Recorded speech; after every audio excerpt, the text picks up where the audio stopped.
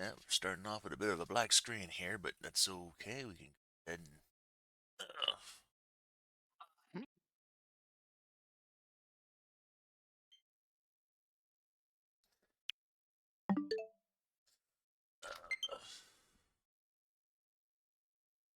get, Huh. let me get my thing out. Yeah, I saw a couple of games on sale on the.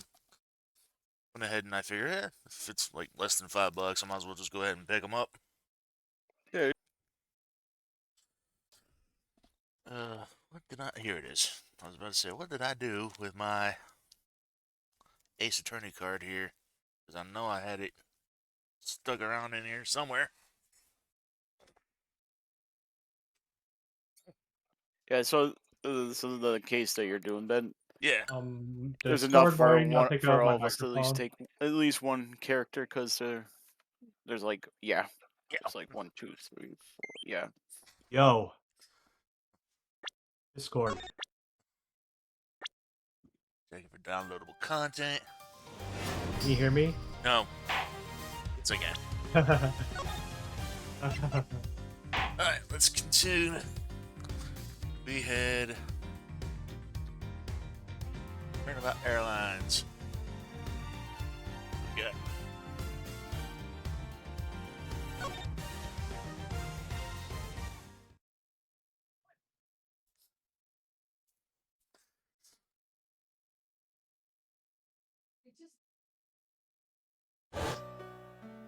The murder that occurred in my office. Return of the great thief Yadagarasu. Thinking back, everything began on that fateful day, 2 days ago.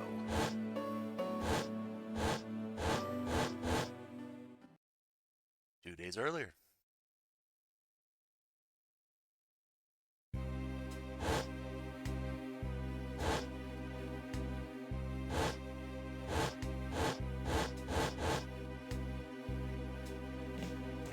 Yo.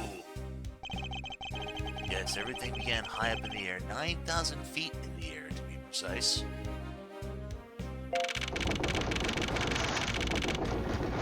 Thank you for flying OU Airlines. We're currently experiencing some slight turbulence. We are asking all passengers to please return to their seats. Fasten their seatbelts.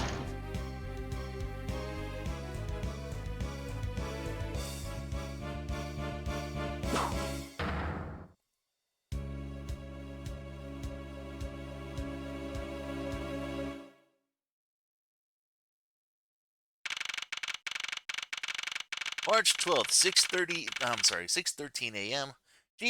Flight G390, first floor lounge.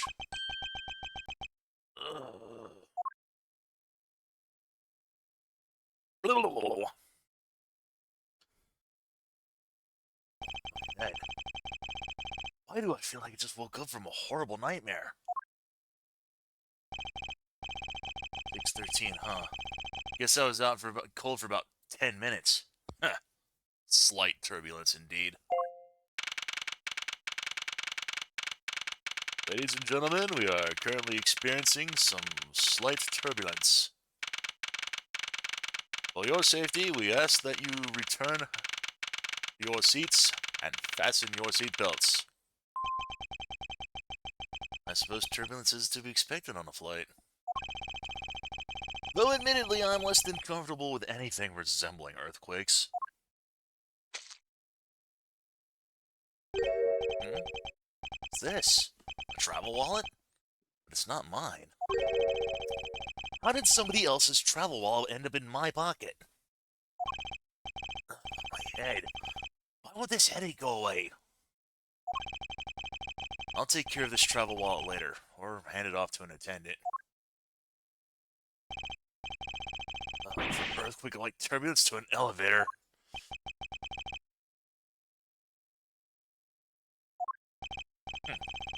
What am I doing hesitating like this? Actually, I know full well why I hesitate. It was when I was still but a young child. I was caught up in a murder that happened in an elevator. But how long am I gonna let my past haunt me? It's just an elevator. I'm a grown man now. I need to behave like one.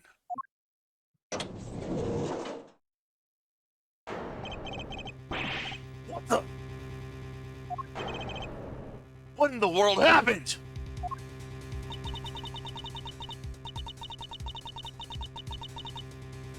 And we have a new person here. Is there something wrong, sir? I must ask that you must please return to your seat. See? He's dead! Please calm down. We mustn't jump to conclusions without all the facts. What's wrong? Did something happen? What's wrong? Did something happen? You murderer! No! You have it all wrong. It wasn't me!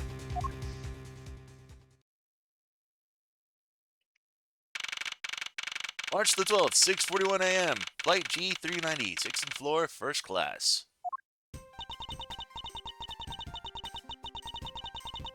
Everyone, I am sorry to interrupt, but I have an important announcement. I'm one of your flight attendants today, Rhoda Tenero. Yeah, I'm not entirely sure how that's pronounced. Might be Rada. Tenero. Well, it was like Tenero. Rhoda Tenero. Unfortunately, we have just had a minor accident on this flight. Sure, because a murder would be considered minor. Ugh.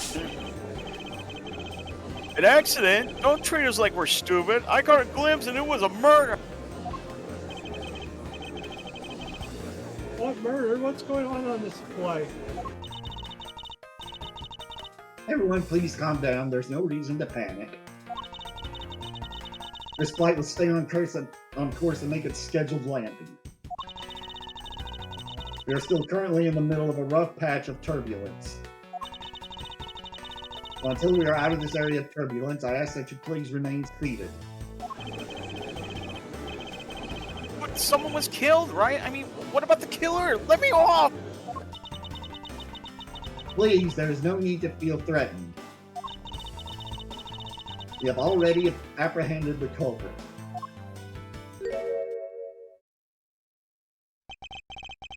I ask that everyone please remain calm. What the heck is he talking about? Why should we remain calm? My name is Miles Edgeworth. I'm a prosecutor, and I assure you that I am not the killer. Ha! Being a prosecutor doesn't make you incapable of murder, buddy. Now you listen here! I am not the killer! I simply found the body!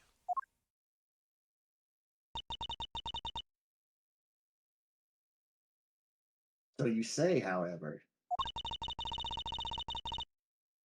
I'm sure that you are the perpetrator of this crime. I swear on my honor, there is a professional flight attendant. Oh, is that right? I know what I saw. Oh, and there's even very strong incriminating evidence to back me up. What kind of incriminating evidence is she even talking about? We've already alerted the proper authorities at our destination. Until we land, you will remain in our custody by the powers vested in our captain. I'm very sorry, but please understand our situation. Situation? I'm more concerned with mine and the direction it's going in. I'm not about to just sit idly by while I get accused of murder. Again? Miss De Niro, was it? Yes? I was wondering if you might give me a chance. A chance to do what? A chance to plead my case. And a chance to ask what you meant by incriminating evidence just now. To accuse a passenger of such a grave crime without allowing him a proper defense. Can the professional flight attendant inside of you really call this action righteous? You have a point. Very well, I'll listen to what you have to say. But be wary of what you reveal. I'm afraid you'll only look even more suspicious if your explanation fails to satisfy. I also do not have the time to deal with you all day, so please make it quick. Of course, as you wish. Good. Very well then, let's get started. I know for a fact that I did not kill that man in the elevator. What I don't know is what sort of evidence she has up her sleeve. But I'm certain that it doesn't fit with how the crime really occurred.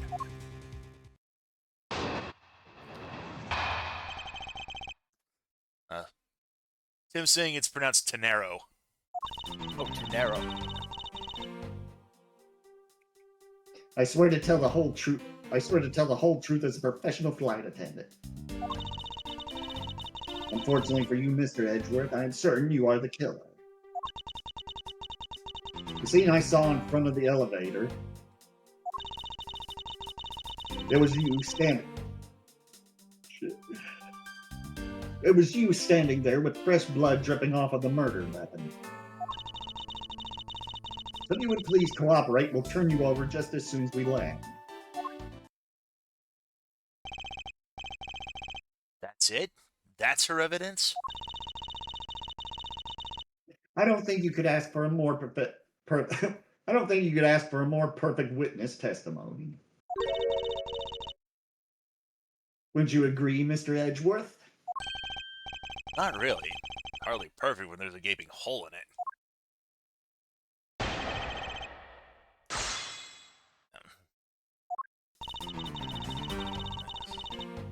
So, let's go ahead and go to the fourth statement. Because the only thing we were holding was a travel wallet. Objection! Miss Tenero.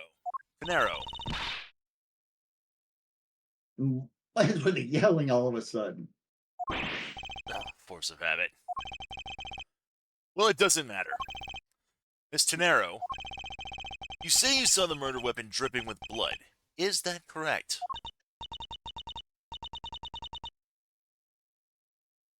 Yes, all that blood. Drip, drip, drip. Just recalling that scene sends a chill down my spine. Sorry, but your so-called professional flight attendant training has failed you. What? I'd like to direct your attention to this. You know what this is? It's a travel wallet, right? But it looks a little bit big and bulky. Thing you saw me holding when I discovered the dead body in the elevator was this very travel wallet, Miss Tenero. What? Impossible! Do you still think I'm the killer? That I killed him with a travel wallet? But I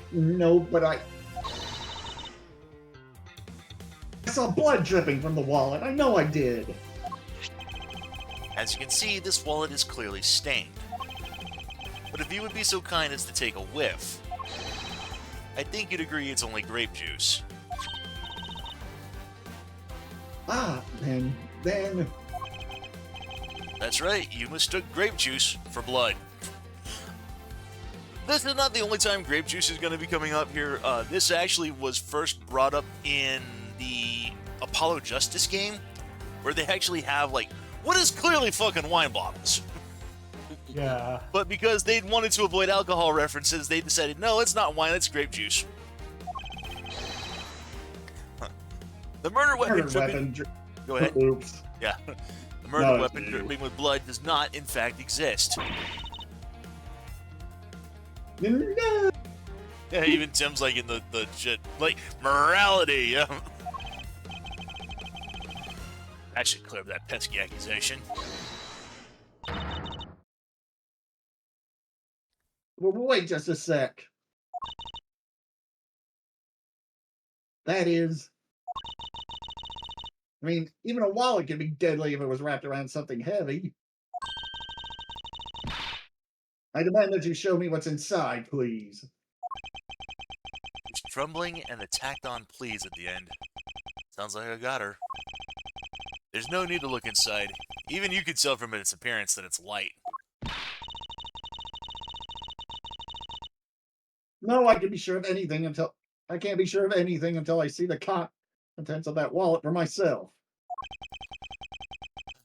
He's a persistent one. I suppose we have no choice but to see what's inside. Miss Tenero, if you would be so kind as to open the wallet and check its contents for me.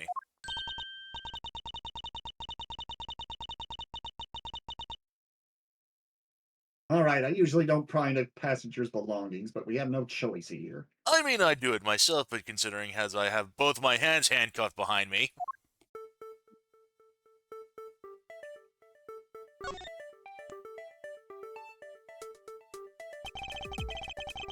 Seems that this passport is all that's in here. As you saw, there's nothing but a passport inside. This renders your wallet was the murder weapon argument moot. Do you agree?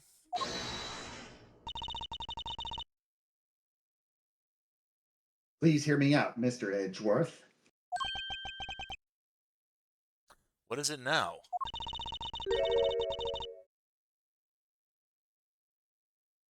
Well, I was wondering, whose passport is it exactly?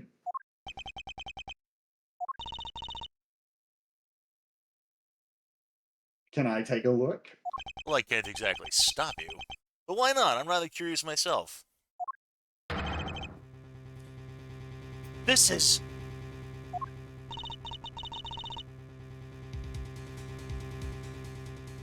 Just as I thought.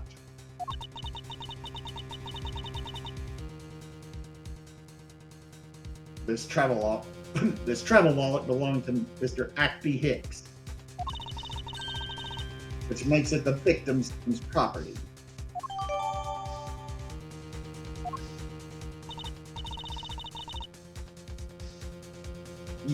You stole the victim's wallet. Didn't you? How dare you! You said it yourself. You claimed to be holding this wallet in your hands when I found you.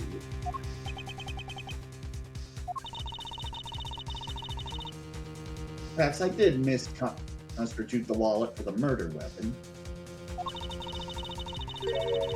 But it seems that I wasn't wrong about who the culprit is.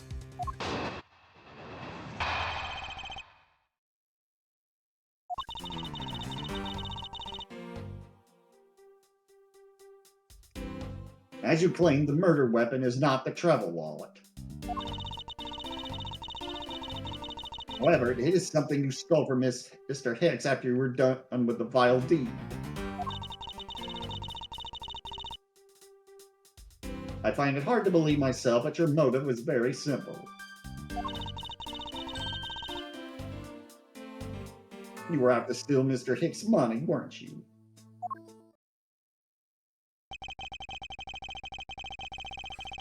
So even though I don't have the murder weapon on me, you still suspect me, I see. You stood up at the crime scene with the victim's wallet in your hands. How can I turn a blind eye and not suspect you of foul play?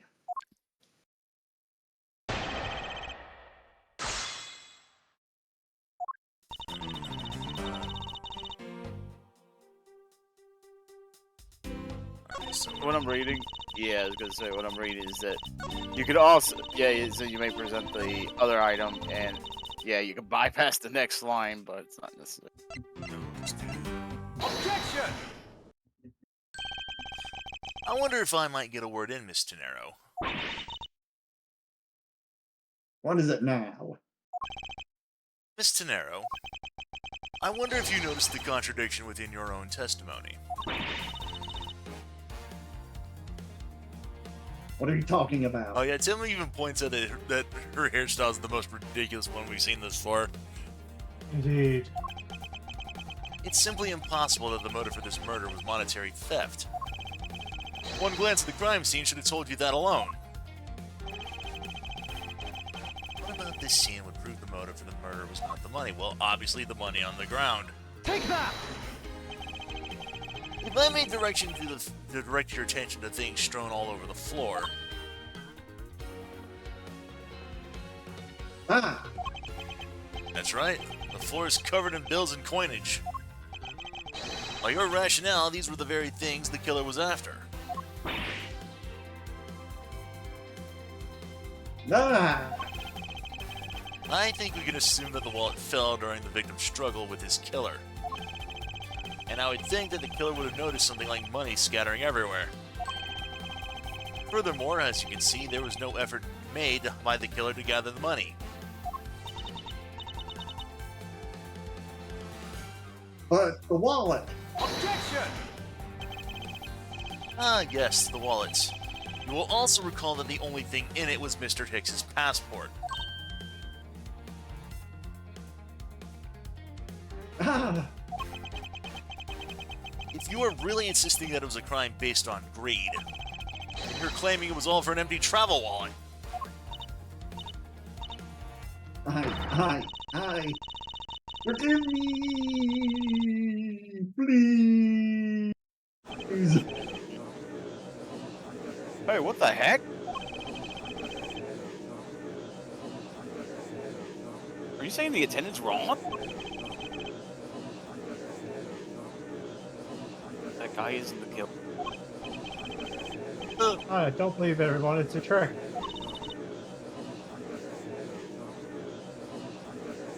And she's just going, will you all please be quiet? Miss Tenero,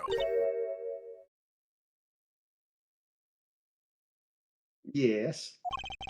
you lost your cool when you saw the dead body. Plus, the lounge was dark, and looking into the light from the elevator, it's easy to see how you mistook the wallet in my hand for the murder weapon.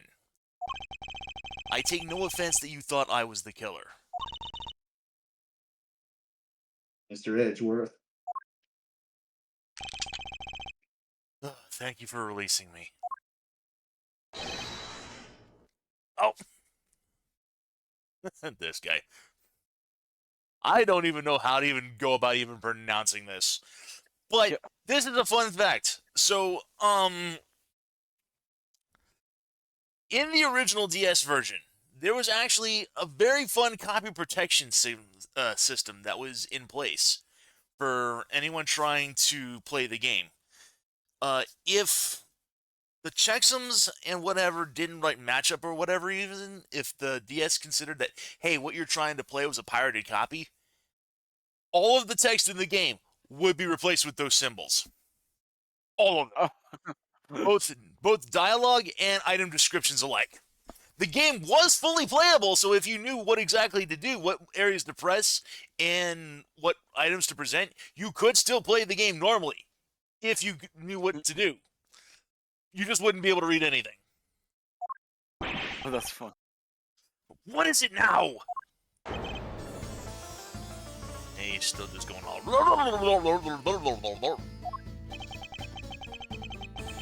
Miss Tenero, if you could please translate, I'd be much obliged.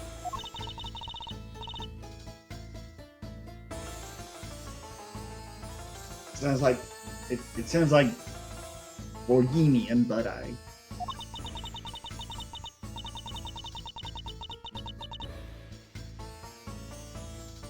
I don't understand any of it. There's another attendant on this flight who. I said he's giving me the runabout. I require an interpreter. I speak English as well, see? You, the attendant.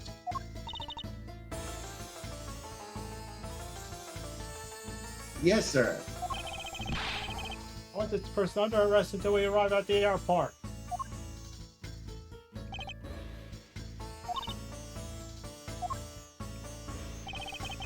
I'm sorry, sir, but what exactly are you hoping for?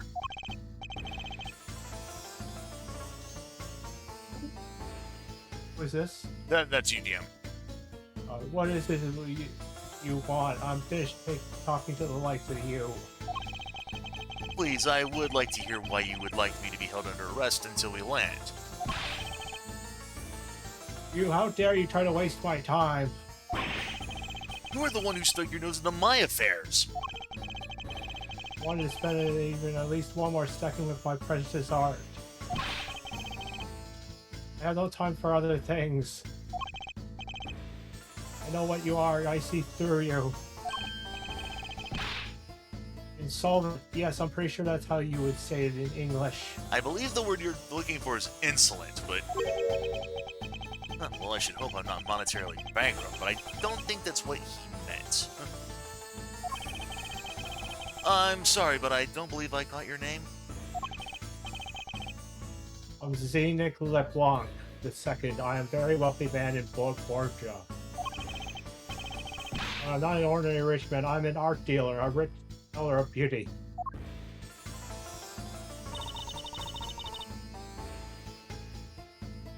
Mr. LeBlanc, what did you mean just now?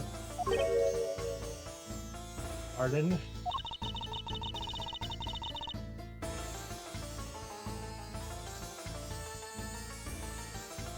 When you said that Mr. Edgeworth was giving me the runabout, I have to explain. Unbelievable. I say it once and only once. You don't even have a second to waste. Time is money, as they say. Yes, and yet you continue to blather on. Bother around? I saw it. Yes, I did. I saw the victim go into the elevator. Going down to the lounge. It was exactly 6 o'clock.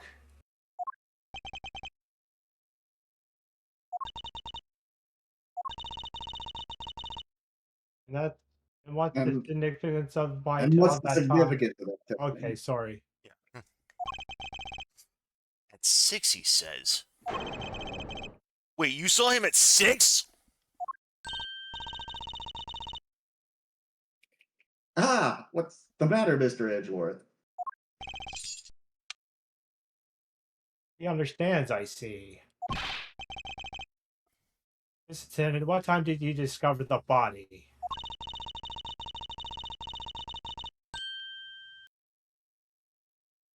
Well, it was a little after that patch of turbulence. So I would say around 6:15. Ah, 6 was his name, was it? And I say that man Hicks was killed in the 15-minute time span. The only person in the lounge at the time was his prosecutor, yes?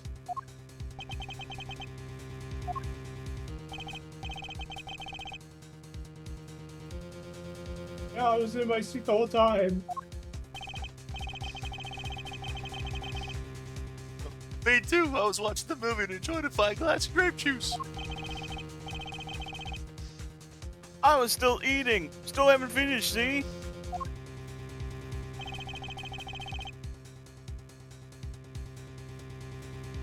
The other passengers have an alibi, see? So you have no problem with them, I suppose.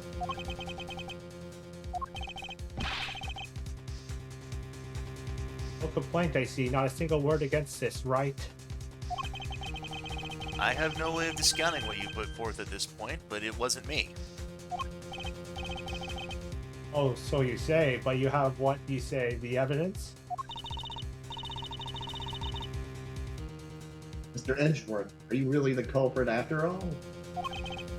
Mr. LeBlanc, I suppose you were quite certain what you saw. Enough to give testimony. Of course, I was looking at the man the whole time. I was playing with the annoying little small machine the whole time. Machine.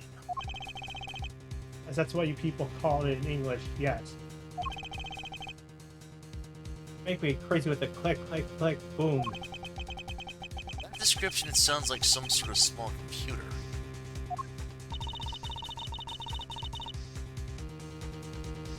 I believe what Mr. LeBlanc is talking about is a cell phone. I have to see, I did see him playing with it quite a bit myself. A simple cell phone? A laptop or organizer I could see, but that's kind of low budget. Take that noisy little machine in his hands. Not a fragment of beauty. All it produces ugly noise pollution. Well, I know what I saw.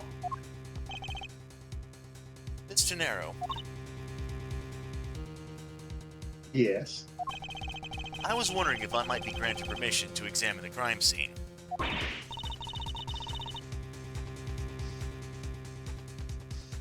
What? You want to examine the crime scene?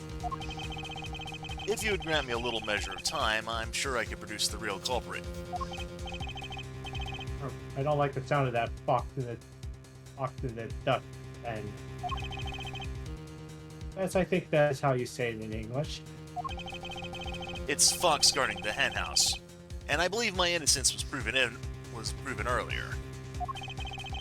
And if I'm given the chance, I could clear up all remaining doubts. Miss Gennaro, if you wait until we arrive, there's a good chance that some evidence will have been destroyed by then.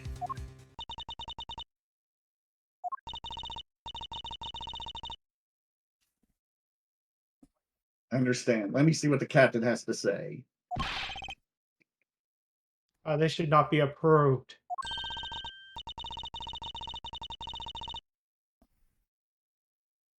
Please, Mr. LeBlanc. In an emergency, all decisions are to be made by the captain alone.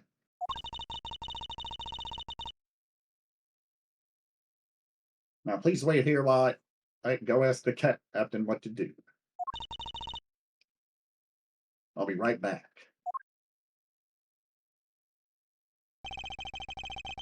You're not planning to erase evidence when you're doing your investigation, yes? Of course not. We will see.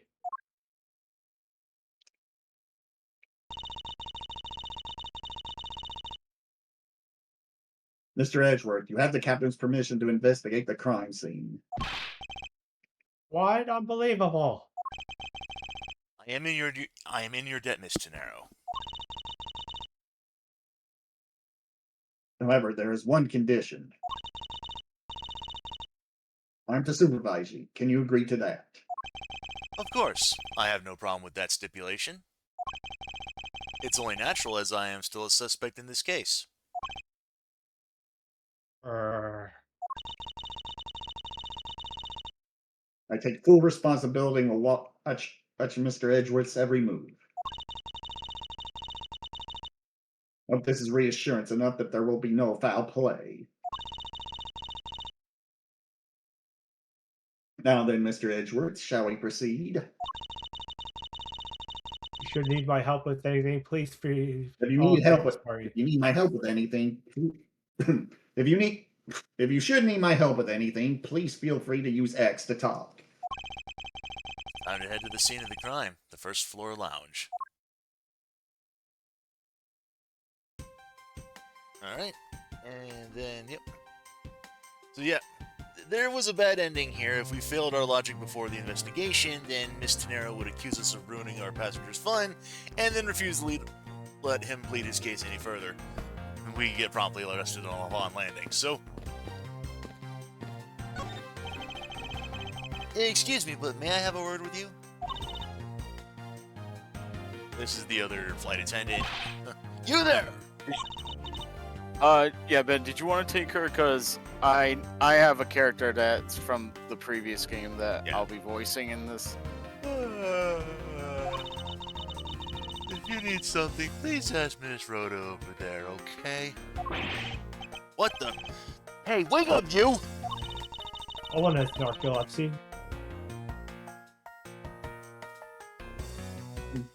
Terribly sorry that she's being so rude, Mr. Edgeworth. No need for you to apologize. I just find it hard to believe she's asleep on the job. Or her boss, I'd see to her that her salary was cut so low that it was in the red.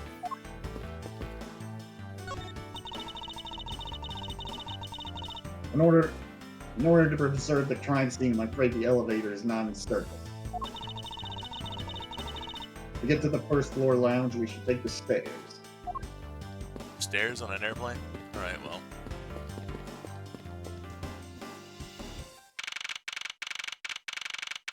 March 12th, 7:26 a.m. Flight G390, first floor lounge.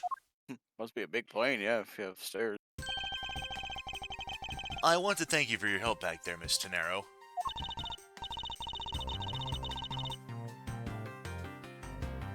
There's nothing. You should thank the captain for granting you permission.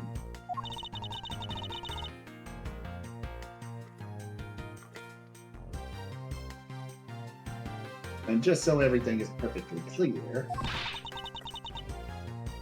I still don't trust you. Your standing with me hasn't changed one iota. I see. I will bear that in mind.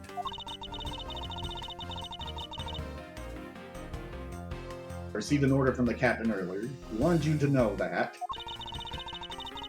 we reserve the right to stop your investigation if we feel you are not making progress. And when we do, he asks that you please return to your seat at that time. So my time runs out at his and his crew's discretion, does it? I have to find a way to discredit Mr. LeBlanc's testimony before time's up. I understand. By the way, is there any place you can think of where the killer might hide on board? I don't think so.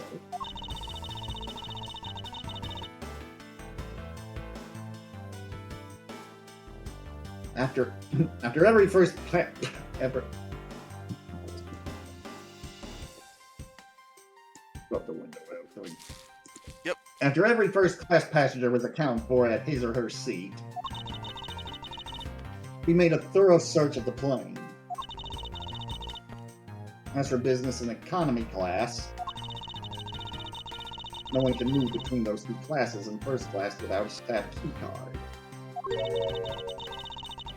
And we found no record of the key card being used at all. Which means that I have a first-class killer on my hands. At least I know that much for certain. And one other thing. No one else has been allowed near this crime scene since the murder was discovered either. Yen investigations. Now then, let's begin. Where should we start from? Let's start with Mr. LeBlanc's statements. The crime occurred between 6 and 6:15 a.m. During that interval, the only person in the lounge was myself, which would make me the prime suspect. However, since I did not kill Mr. Hicks, it means that the killer was around somewhere.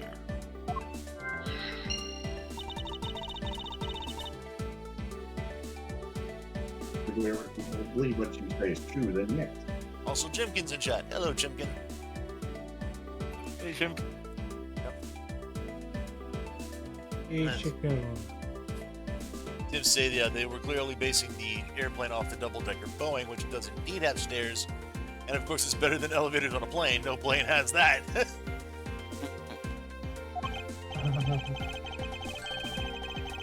So the first order of business will be to gather information to win your trust.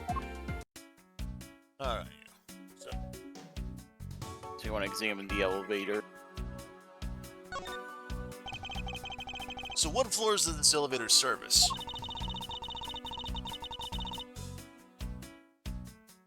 The first and second, and although it can also go down to the cargo hold.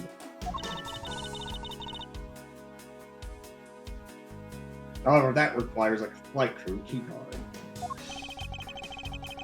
The only floors accessible to the passengers are the first and second, huh?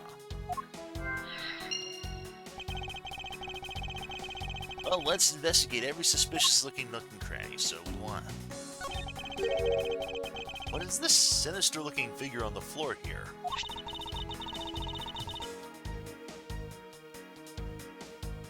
Oh, that's a piggy bank of our company mascot, Captain Ugo.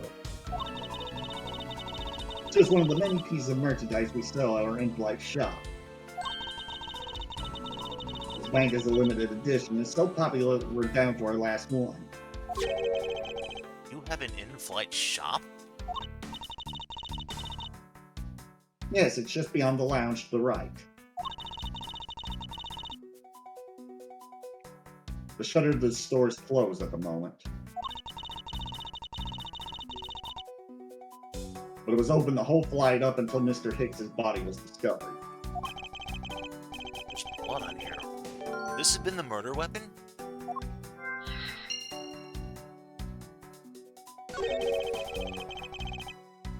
There's something sticking out of his pocket. Hope he won't mind if I take a look at what's inside. It's a picture.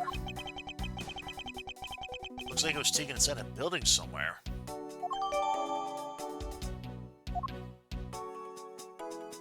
Oh, by the way, that piggy, Yeah. what was its name again? Captain Hugo or Captain Hugo or something like that. So, in the mobile version, the other name was called Mr. Iffy Piggy Bank. Funny. I wonder what was hanging off this lanyard. Something's missing from this picture. If I could just put my finger on it. Money strewn all over the floor of the elevator. I would guess it was all in Mr. Hicks's wallet at some point.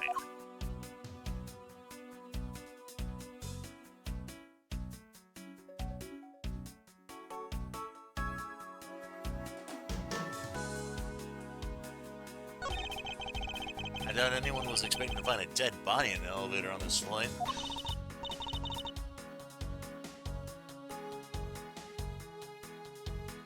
So Mr. Hicks, he's really dead? Yes. He's trembling, although I can't falter for that when there's a corpse right here.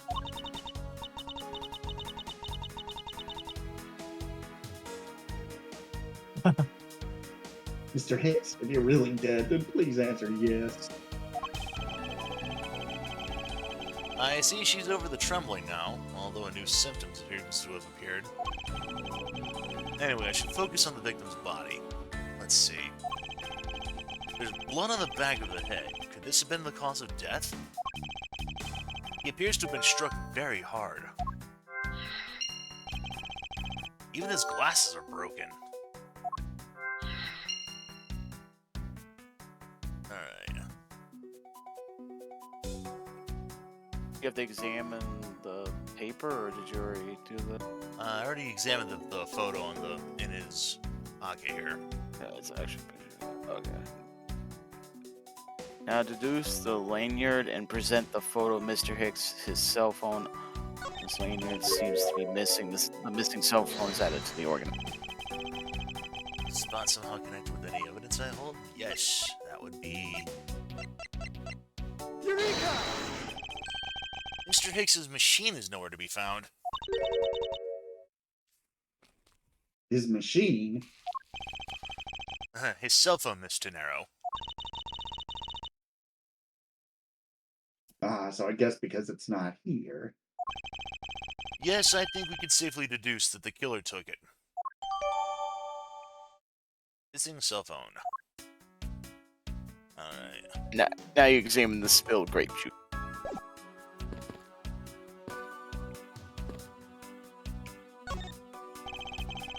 There's some spilled grape juice in front of the elevator. I assume it was spilled during the turbulence.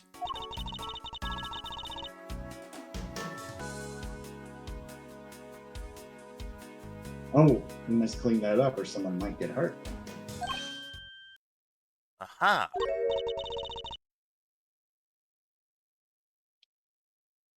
What is it, Mr. Edgeworth? I found some very important evidence. What's the important piece of evidence? That would be the footprints right here. Yep. Take that!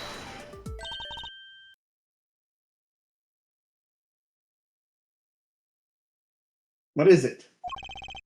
They're a little smudged, but I think we could both agree that they're a set of footprints.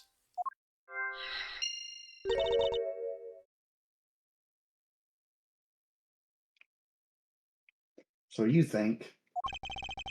Yes, these belong to our killer. Then maybe we should check the shoe sizes of everyone in first class. I don't think that will be of any help to us. Fortunately, the prints are too smudged, which will make it hard to get a definitive match. Oh, I see. As it's time for some logic.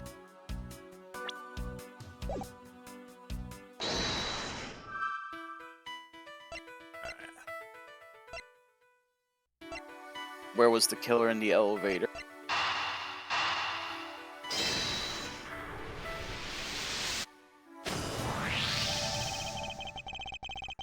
True, there wasn't anybody else in the lounge other than myself right before the turbulence. But if the killer was in the elevator along with the victim, then that's a different story. And then next, you want to combine the blunt force trauma and murder weapon in Mr.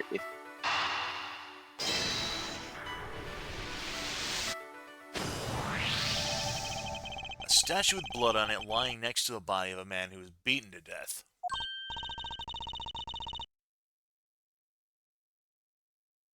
Oh, Mr. Edgeworth, I think I figured something out. It should be good. Yes, what is it? The way the blood is on this, it looks like it matches up with the wound on his head. Oh, aren't we deserving of the Master of the Obvious title? Well, what do you think, Mr. Edgeworth? Don't you think that's worth investigating? It would appear that this figurine is our murder weapon. Oh, I just knew it. I mean, I can't think of any other connection. Perhaps Master of the Oblivious would be more befitting. Right. Then you have one more. Yep. Now combined in the elevator with Hicks and spilled grape juice.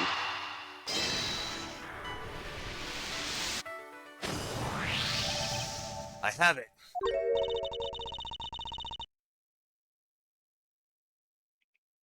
I'm sorry, but I don't understand, Mr. Edgeworth. I can prove that someone other than myself was here around the time of the murder.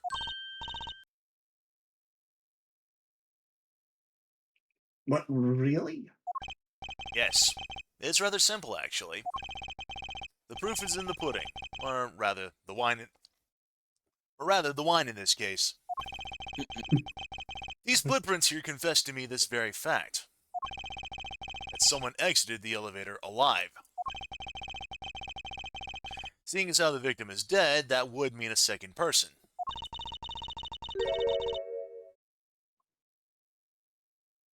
But couldn't the footprints be from Mr. Hicks himself? No, honey. But if you take a look at our victim's shoes, you can see that the soles are spotless. Which means... Mr. Hicks was not alone in the elevator. In fact, it's quite the opposite. There was actually one other person inside the elevator.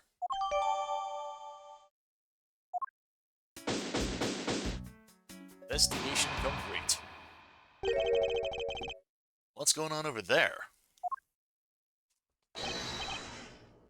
Ah! Oh, here we go.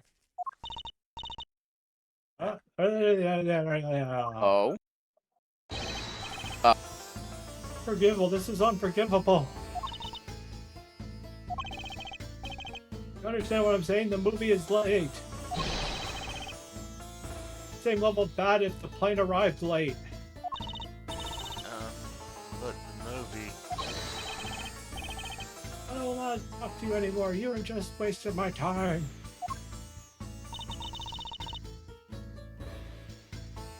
What is the matter, Mr. LeBlanc?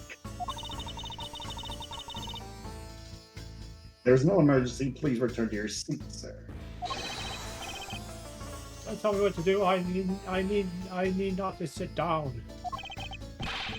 Oh, Mr. Prosecutor, did you prove you are innocent yet? If you would like, I will prove my innocence to you right now. What nonsense. You say my eyewitness testimony is mistaken? Not mistaken, merely that there's room for doubt. I'd be most honored if you could please tell me what you saw in detail once more. Fine, suit yourself.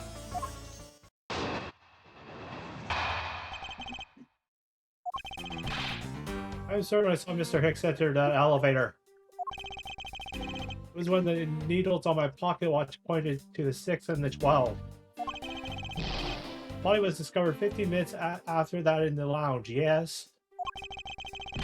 You, the only person in the lounge at the time, must be the culprit. Mr. LeBlanc's conclusions seem to make logical sense. After all, the only person in the lounge at the supposed time of the murder was me. Well, eyewitness testimony. If you think you can destroy it, then come at me. Let's see some. Sorry. Sorry, I do not like a man who is having the time to wait for. Why is he so irritated? I'm the one accused of murder here. Anyway, I have to find a way to discredit his account somehow and fast.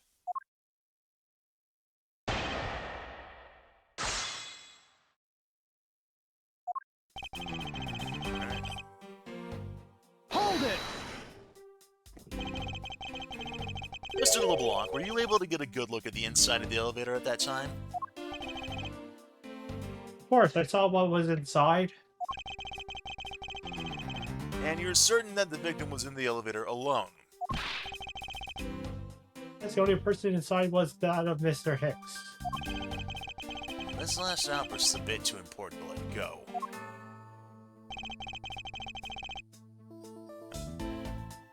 The only person inside was that Hicks man. Objection! I object. Huh. Mr. LeBlanc, What is it, Sonny? there's a very glaring contradiction in your testimony. What do you mean? Please take a look at the area in front of the elevator. The spilled wine. Yes, and will you admit you also spilled it with the blood? No, it spilled itself during the turbulence. The interesting thing here is that set of wine footprints. Footprint? Yes, the ones that lead from within the elevator out into the lounge itself. It's evidence that proves that someone was other than Mr. Hicks exited the elevator alive. Oh, There must have been another individual in the elevator with Mr. Hicks. Now then, I'm done playing games. Why don't you tell us the truth?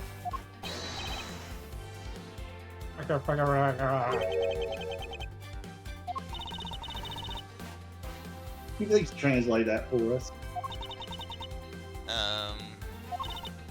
No way, that's totally impossible, I guess is what he said. oh wait, this is totally impossible. I know there was no other person there. I saw it with my own eyes.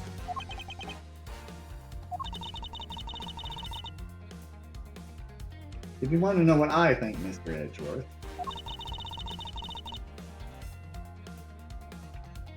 I don't think Mr. LeBlanc is lying to us.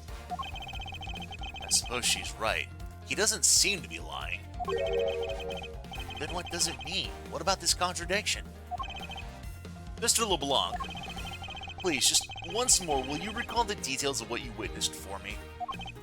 Greater deep.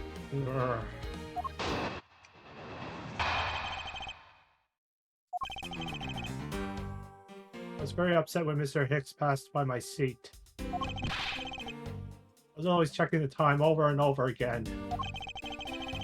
I happened to follow that man with my eyes when he passed me. I saw clearly into the elevator he was entering. But I swear there was no one else inside. No one.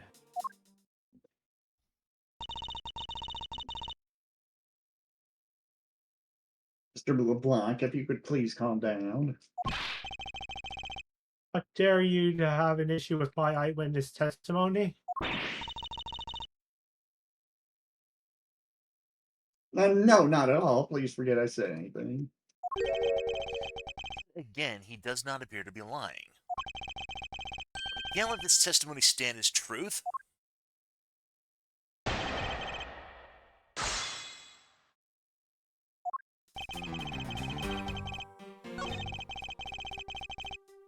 Hold it! Checking the time over and over again. Why are you so attentive to the time? Because something unforgivable was happening. Come to think of it, you were yelling about something unforgivable earlier. I was giving a complaint to the attendant about the movie starting.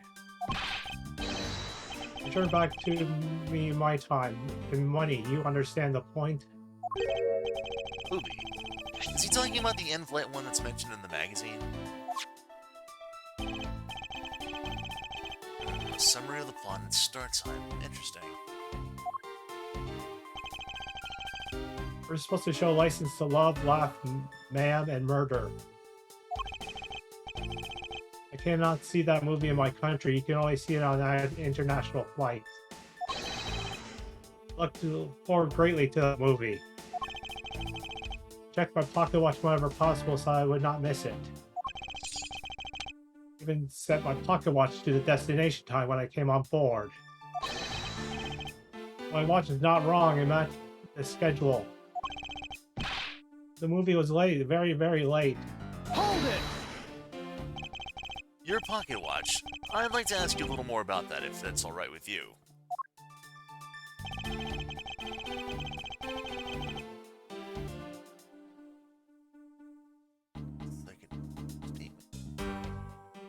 Oh yeah. These next two are new statements. The movie I wanted to see would not start, so I checked my pocket watch many times. The watch is set to my destination's time. I always set it when I board the plane. Alright. And then Yep, Sky Magazine on the second. genre. Suspense, runtime, 120 minutes. Yep. Just gonna go ahead, yep. Yeah, meal, drinks, and movie, yep. Oh, he said he saw him at 6:15, but it might have been at 6 o'clock instead. Mr. LeBlanc, you said just now in your testimony. I set my pocket watch to the destination time when I came on board. Now, if your watch has been set to our destination's time zone, it would mean that your watch is displaying the time of our destination. Yes, and the correct time is worth the 6 cents. I would like to take you to look at this. If you believe this Sky magazine, clocks on this flight run in accordance with the time of our departure time zone. Of course, the movie schedule was also created with that in mind. Miss Tenero, for confirmation's sake, what time zone is this flight aligned to right now? Well, we made a short stop at a transfer point. That's right, it was in that small Asian country, the Republic of Zhangfa. But we didn't readjust our onboard clocks at that time. So right now we're running on Virginian time. What?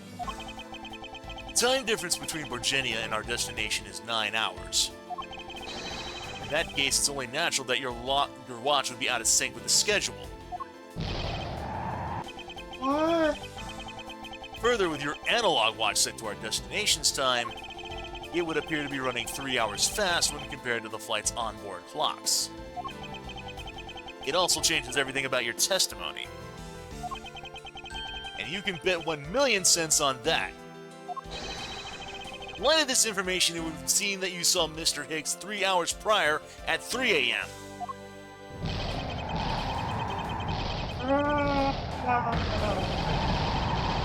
1,000,000 stars. This should clear up all the remaining accusations. This basically lines the time frame for the time of death, right? Yes. Because Mr. LeBlanc saw the victim enter the elevator at 3 a.m.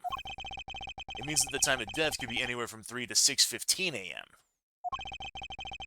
Question now is, where was Mr. Hicks during that span of time, and what the fuck was he doing? I've got something to say.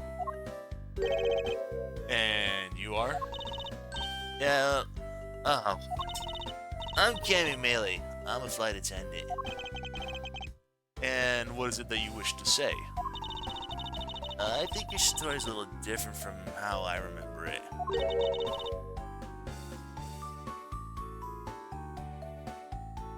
do you mean, Cammy? I saw Mr. Hicks sitting in his seat at 5 a.m., you know. What? How can you be so sure of the time?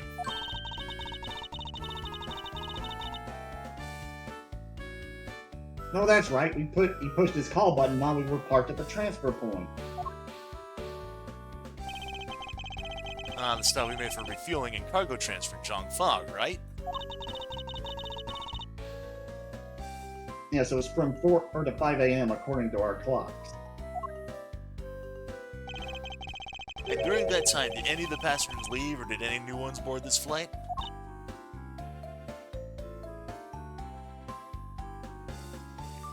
No.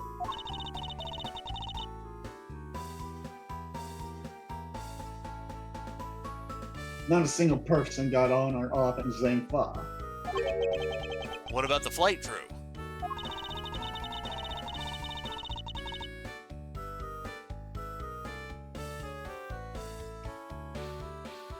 There were a few who were handling the cargo transfer. A few who were handling the cargo transfer might have temporarily gotten on or off.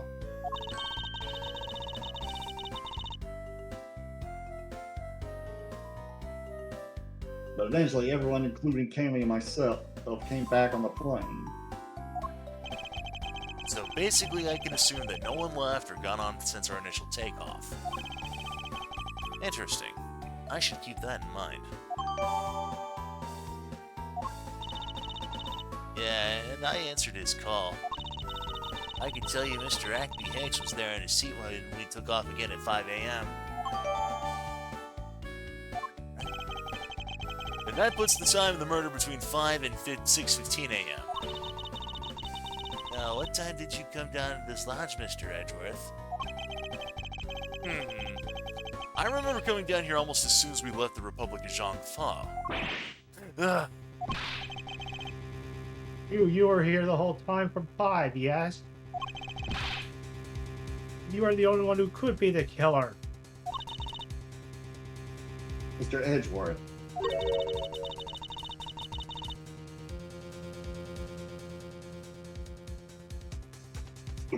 What?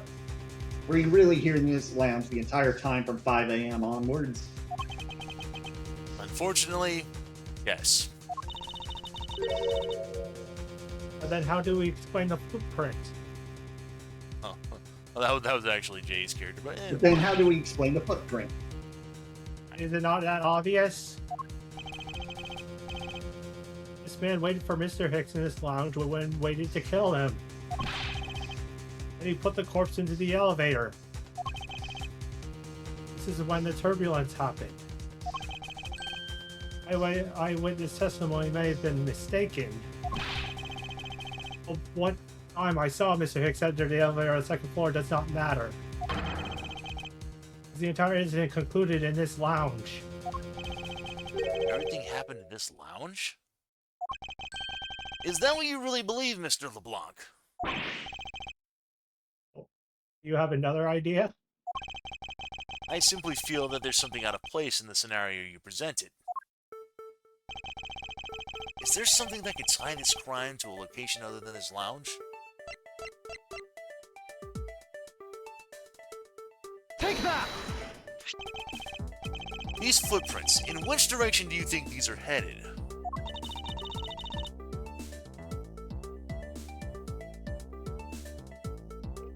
That would be the in-flight shop. Correct.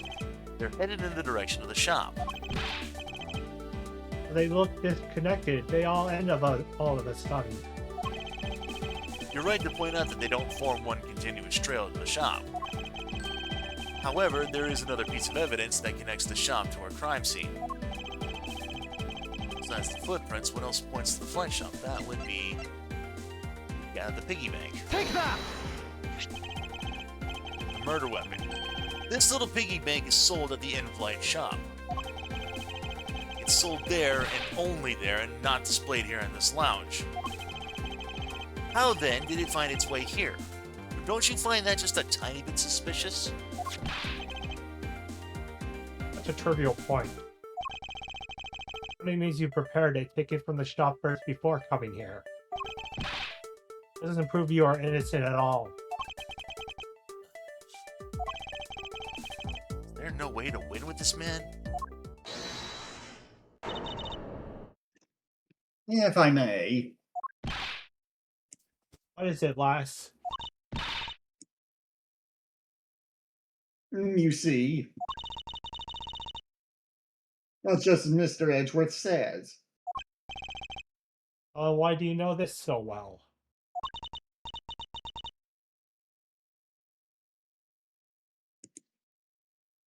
Well, it's just that. That piggy bank was there in the shop. I saw it with my own eyes. And when was this? It was maybe around 5:40 a.m. Isn't that just before we hit that patch of turbulence?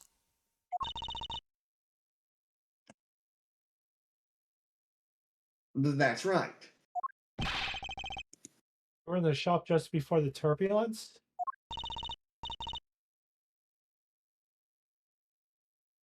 Yes, I was. Come to think of it. Miss Tenero, when I found the body, I believe you came out of that door.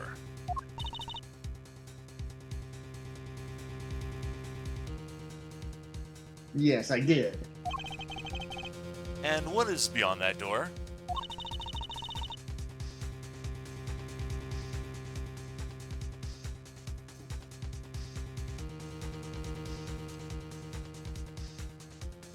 That's the flight attendant's room.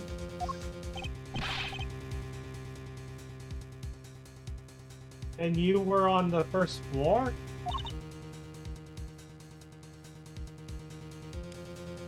Yes.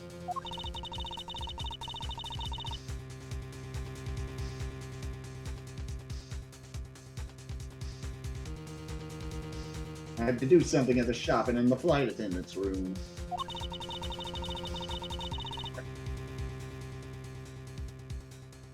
So I went to the shop first and then to the flight attendant's room.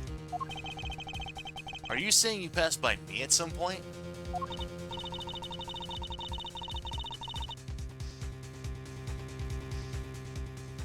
Yes, you seemed really into the issue of Sky magazine you were reading at the time.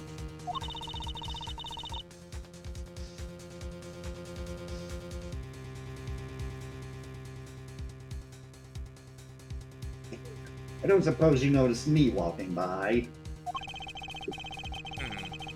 I vaguely recall somebody walking by, but I didn't take notice of whom it was.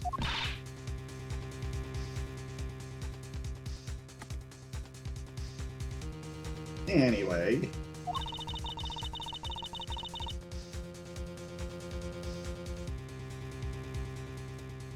That piggy bank was definitely there at the shop when we were there.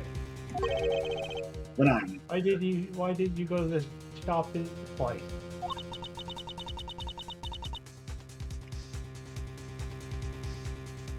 I went there for work. I went there for a work-related matter.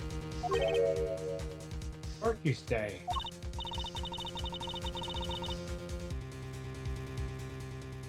Yes, the upkeep of the shop is also one of my responsibilities. Why did you not say about this until now is what I want to know now. In any case, I believe it's clear that the shop needs to be investigated as well.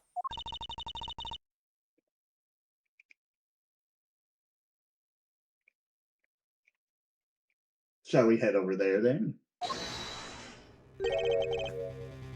What is it now? Aren't you forgetting something, Miss Rhoda? Don't you need the captain's permission to check the shop?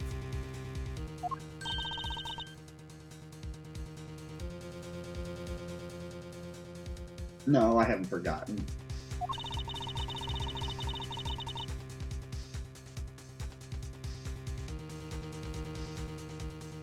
But I've already asked him for permission to search the entire plane.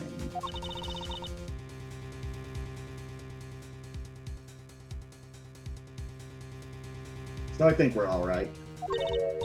Huh? That's weird. What is? I just talked to the captain, see? And he said he didn't give you permission to do anything like that at all. What is the meaning of this, Miss Tenero? And she's lying.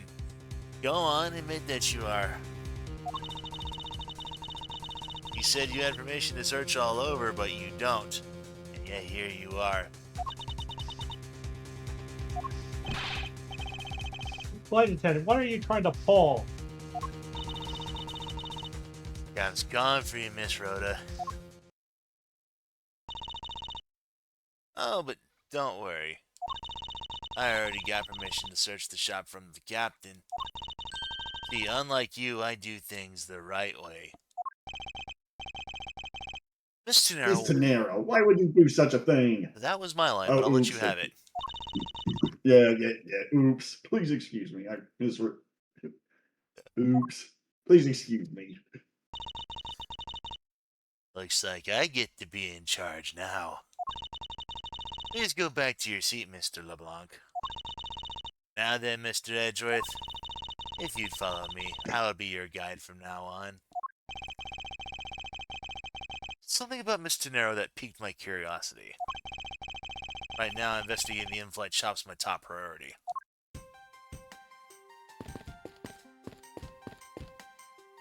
Just gonna jog on over here.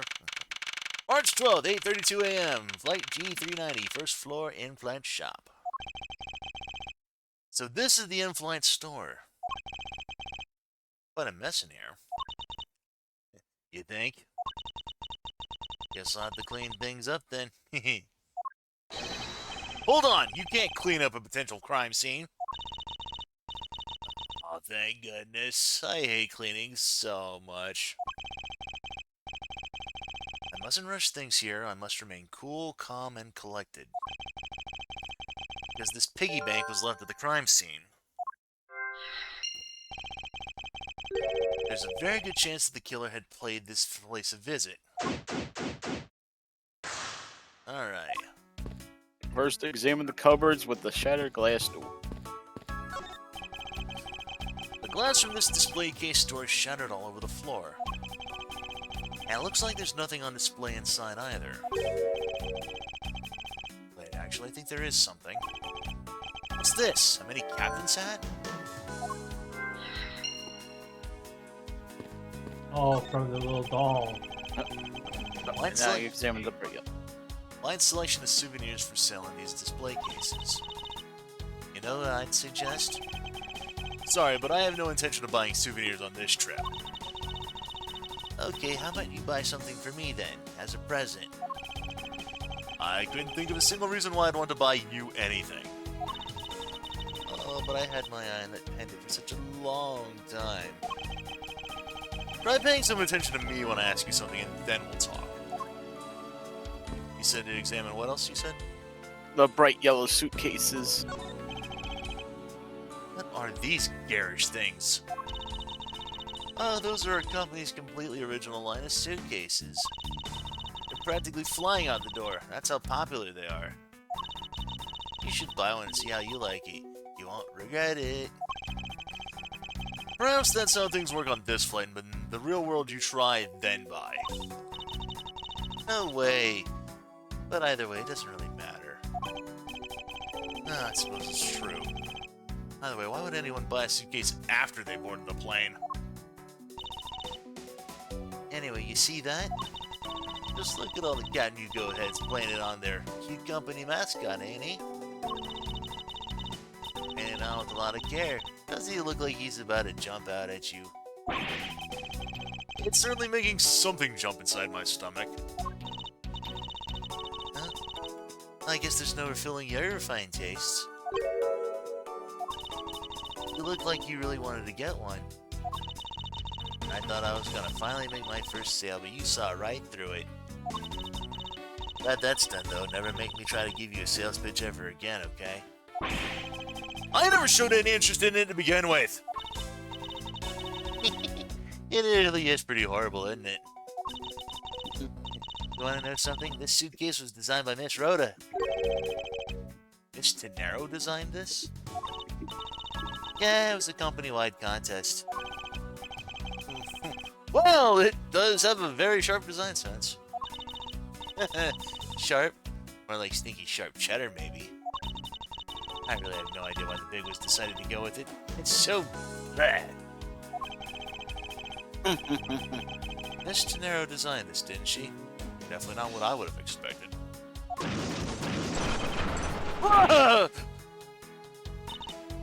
You okay? I'm fine. Please watch yourself, Miss Melee. Letting a suitcase freely roll around here has to be a safety violation. Here, I'll put it back.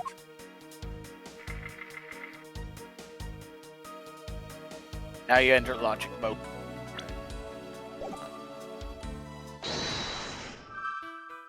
And connect the murder weapon, Mr. Iffy, with Tiny Captain's hat.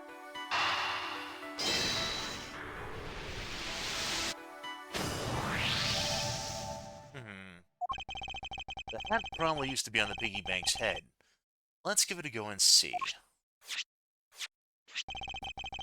I believe this piggy bank was forcibly removed from this display case. Does this mean that the killer broke the glass to get at it? Eh? Really? Don't tell me you don't know what things go where in the shop. Well, I don't. Miss Rhoda is in charge of this place. Come on, how should I know anything? I sense that further inspection of this display case is needed.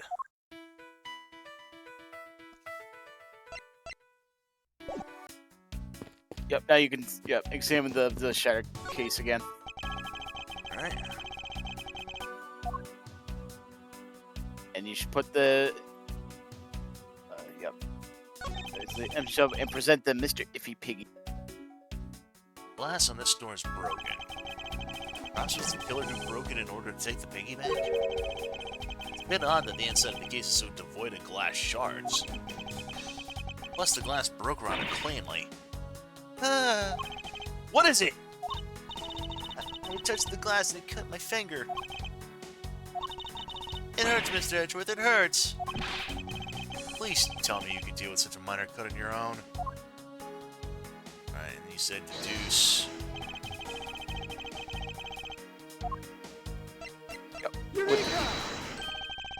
There's definitely something very unusual about this. About what? If the killer had broken the glass to get at the Captain Hugo bank, there should be shards of glass inside the case itself. Oh, I see. Yeah, I guess it would be like that.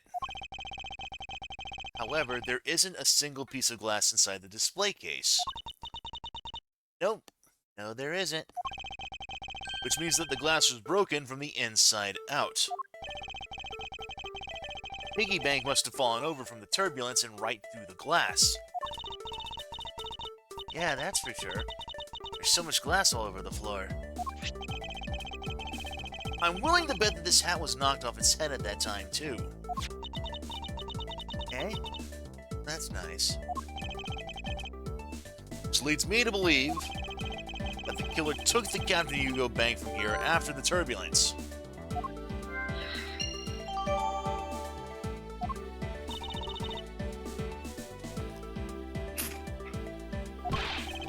Take your power naps on your own time, Miss Mealy, and listen when I'm talking. The murder occurred before the turbulence, which rules this piggy bank out as the murder weapon. So you mean the bank's not the real murder weapon? It's a fake? Yes, at this point, that's a very real possibility. That good to the voices, by the way? Huh. Is there an echo on my voice? I'm not hearing an echo. No, not on my end. Is there on Twitch? Oh, is Twitch saying there? He just said he's hearing an echo to the voices.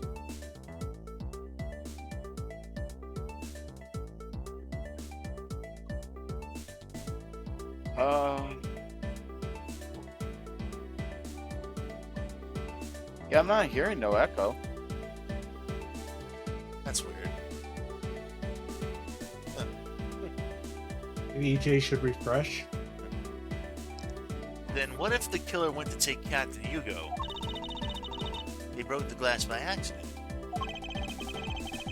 The display case is locked, so that's highly unlikely. Yeah, but there's one person who could have. Oh, and who would that be? Well, Troda, of course. I mean, she's the one in charge of this place, so she has the keys to everything. Miss Rhoda Tenero, huh?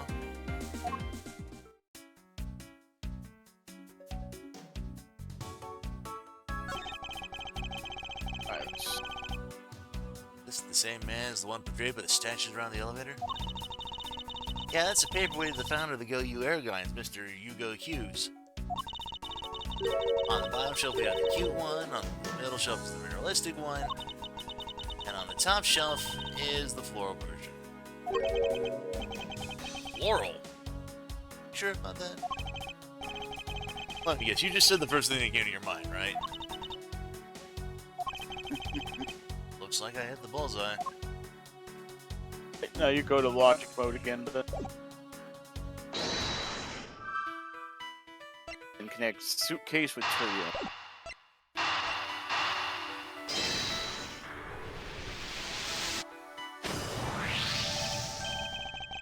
There's definitely something wrong here. What's with the sudden yelling? Tell me, Miss Mealy, don't you think that there's something strange about these suitcases? Oh, well, sure, they totally are strange. Like the color and such. It's not what I'm talking about! Pay attention! You're scaring me, Mr. Edgeworth. Sorry.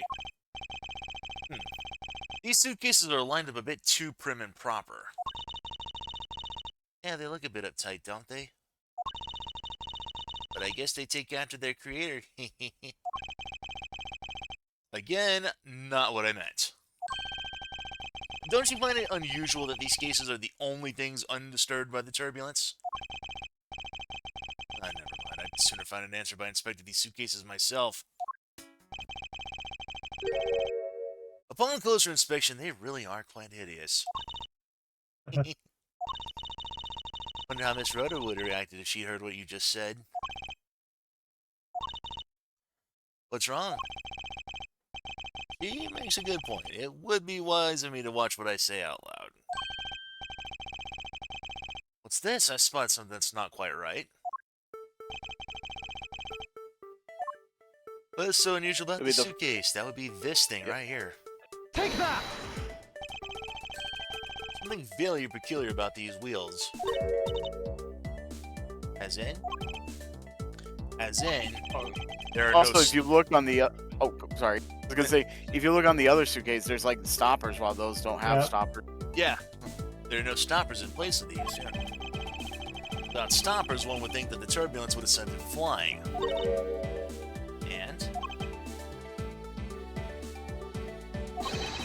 And so, it's very likely that the suitcase was placed here after we hit the turbulence.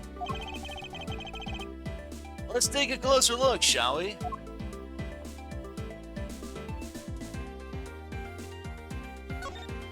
Yeah, and the peculiar purple. This was apparently designed by Miss Tenero herself. The design has a certain je ne sais quoi about it.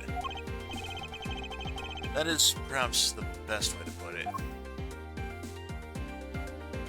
Yeah, I saw the purple marking on the wheel. What's this? The wheel is completely covered in something. Let's call it the scent. It appears that the substance in question is wine. But why would there be wine on the wheel of a suitcase? Now you can examine the lock.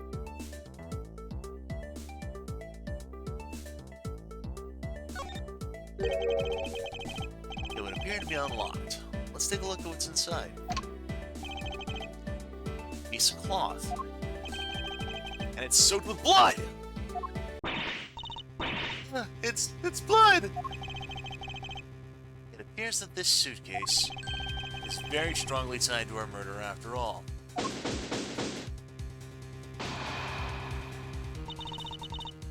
So explain this to me. What did the suitcase have to do with the murder? I believe it's pretty safe to say that the killer used this suitcase in some manner. Such as to move something, perhaps? But aren't you just talking about the cloth, then? The cloth alone is too small. A larger item would be needed to move what I'm thinking of. The thing I believe the killer used the suitcase to transport is... I believe that was probably our dead body.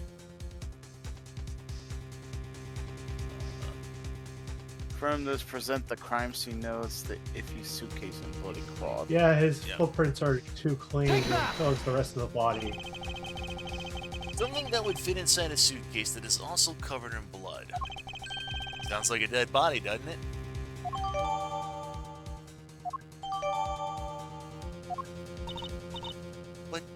But... In light of this, I'd say that Mr. Higgs was moved into the elevator from someplace else. Which means that the murder was committed in an entirely different location. You're saying that after moving the body into the elevator, the killer brought the suitcase in here and just left it? Exactly. What is it? Nothing, just that I was thinking about what Miss Rhoda said about coming here for something.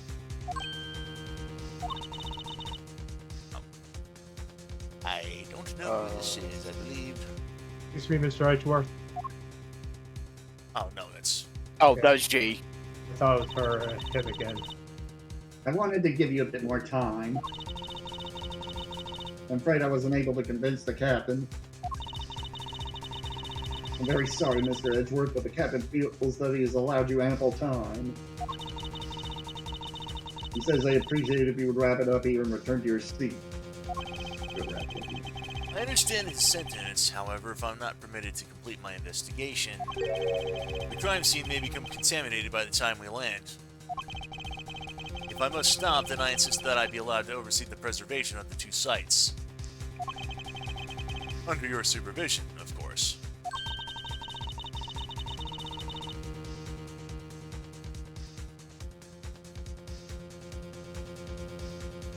That's your only condition, and I believe we can accommodate your wishes.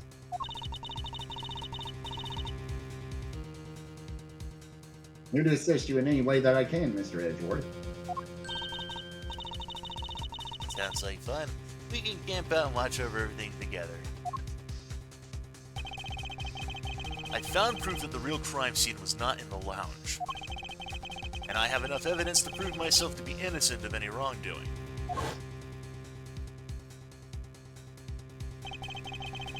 Yet, regarding what Miss Maley reminded me about Miss Tenero, I can't allow my investigation to end here. The truth must come to light!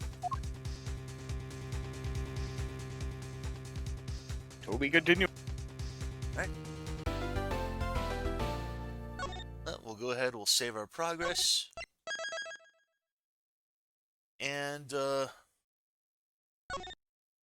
take a quick break here, because I need to use the restroom and stuff. So I'll be right with y'all.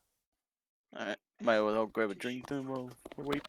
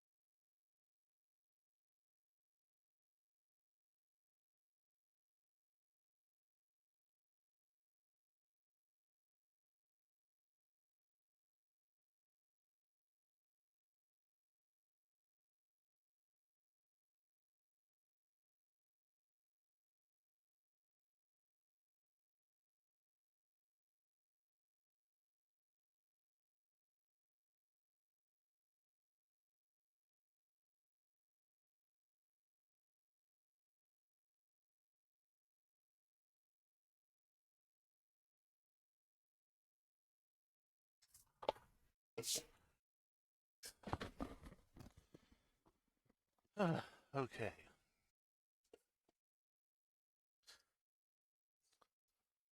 Got myself another drink as well.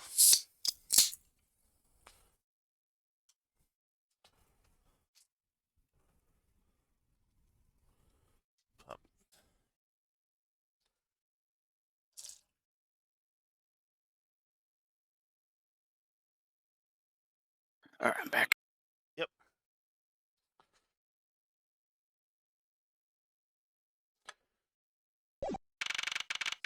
March 12th, 1 p.m. local time. Hope Springs Airport. Hope Springs Eternal? Probably.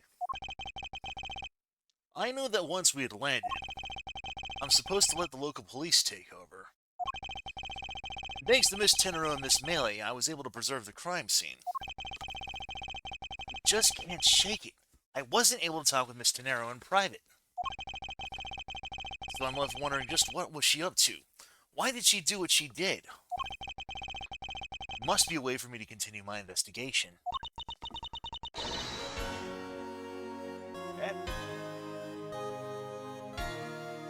This sounds like familiar. I do believe this is you, radio. I'm here, sir. I had to take care of something. Yep. I've been expecting you, Miles Edgeworth. Yep.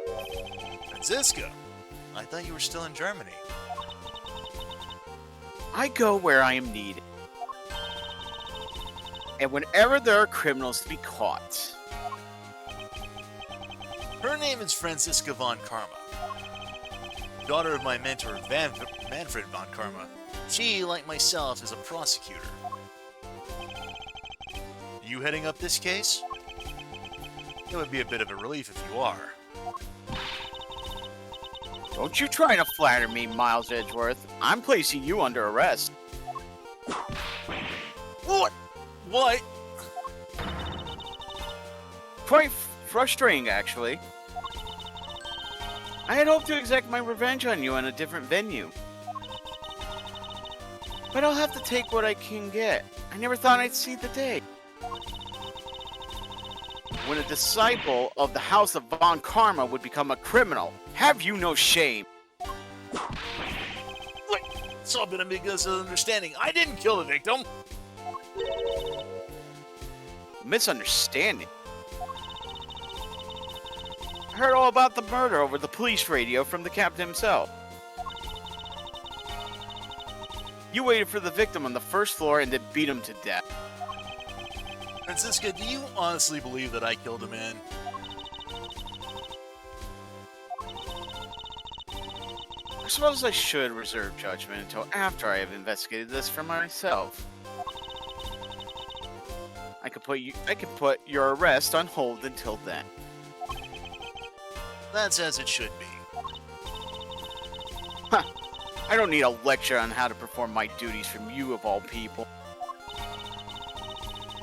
To be perfect in every way, the fulfillment of that creed alone is all I strive for. Well, I have my own creed which I must fulfill, so why don't we solve this together? I have to get going. The crime scene awaits. Don't you dare leave town. Trust me, I had no intention to. Detective Gumshoe.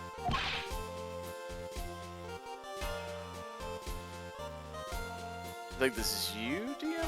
Yeah.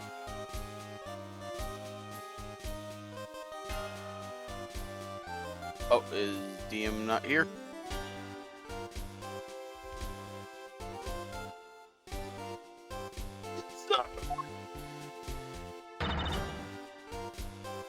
Too slow. Oh. Listen up. I'm leaving you in charge of watching this man. Don't mess up. Understand? Mr. Edgeworth, I'm supposed to guard him? A simple yes or no, detective.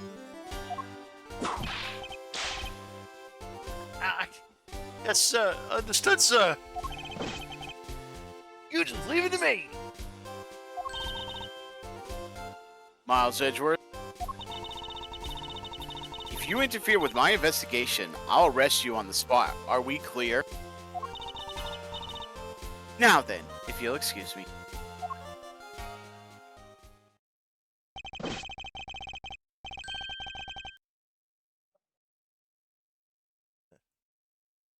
See if DM's here. Good to see you again, Mr. Edgeworth. Sir, boy, am I glad to see you're okay.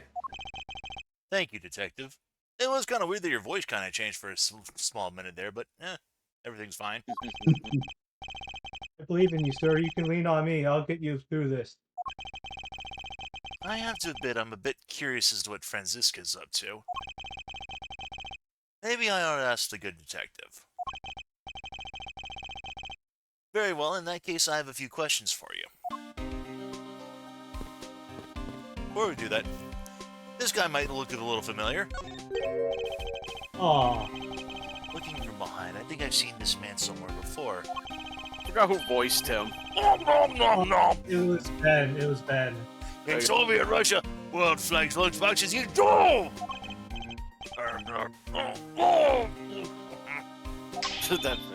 Found it, lol! Oh, I feel a wave of creative powers coming on! It's over 9,000 lols! For my How next can I forget this guy?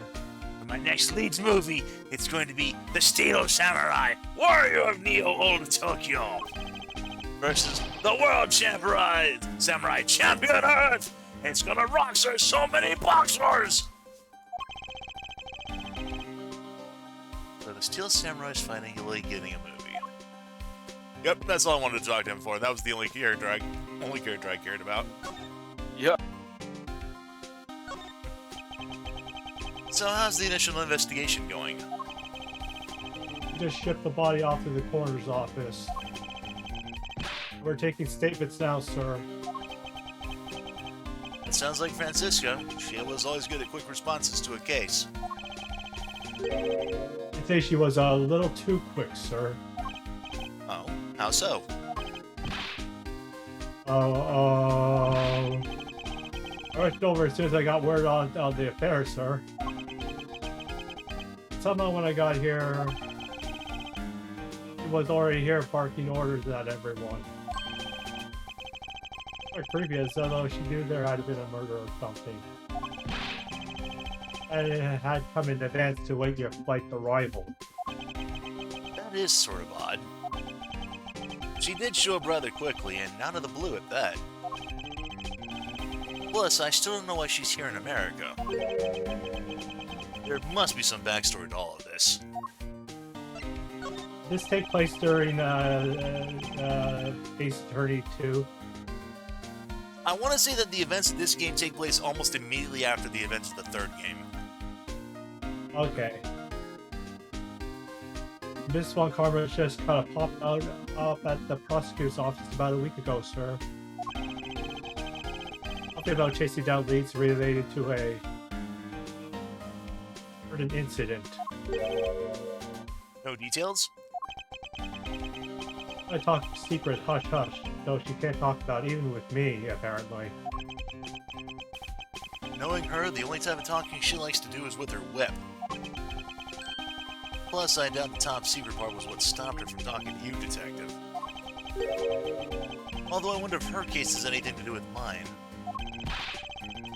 Anyway, that's all the info I have, sir. Should we find out more as we'll find out more as we investigate.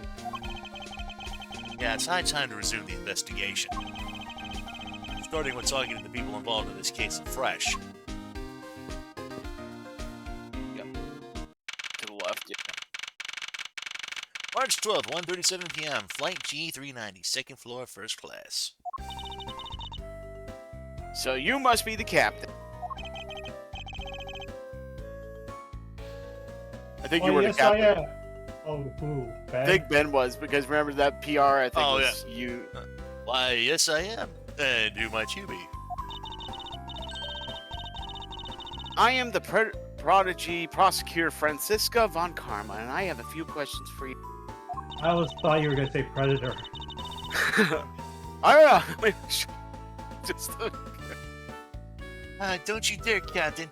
getting friendly with another woman. I'll never forgive you if you do. What are you talking about? I only have eyes for you, my dear Cammy. I wouldn't bet no money on our dear Count to be much of a reputable person. Sure, you don't want to ask the captain some questions.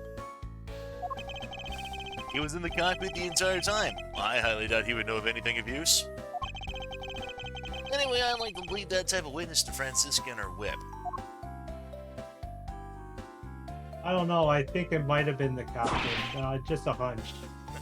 Ah! That was the captain. Yeah. Yeah, I thought it was Gumshoe at first. He's still dead. Wow, yeah. March 12th, 1:40 p.m. Flight G390, first floor lounge. I'll say her.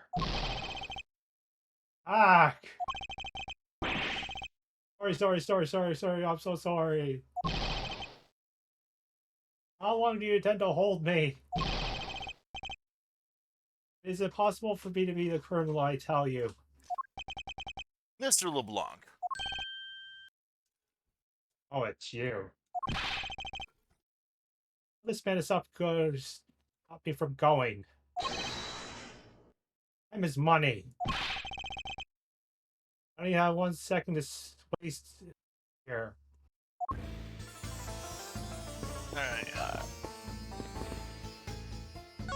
Let's see what you're here. Oh, Like you can't go beyond here, sir. plus the body's been sent off to the medical examiner's office for an autopsy.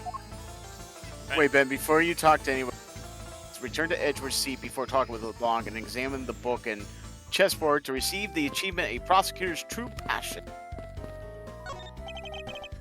This was my scene. Wow, you read law books even when you're blind, sir? Were you expecting anything less? Well, come along, we must hurry to the crime scene. Hold on a second, there's a different book stuck here. The Steel Samurai's Advance. Detective Gumshoe, am I gonna have to charge you with invasion of privacy? And then you go to the chessboard on your desk. Hey, Mr. Edgeworth, I think you have too many red knights on this board. It's just your imagination. It looks like the blue pond is being completely surrounded by the red knights. Now you're saying things. Sir, I don't think you're supposed to have lots of the same pieces like in checkers. I know that, detective. What do you take me for?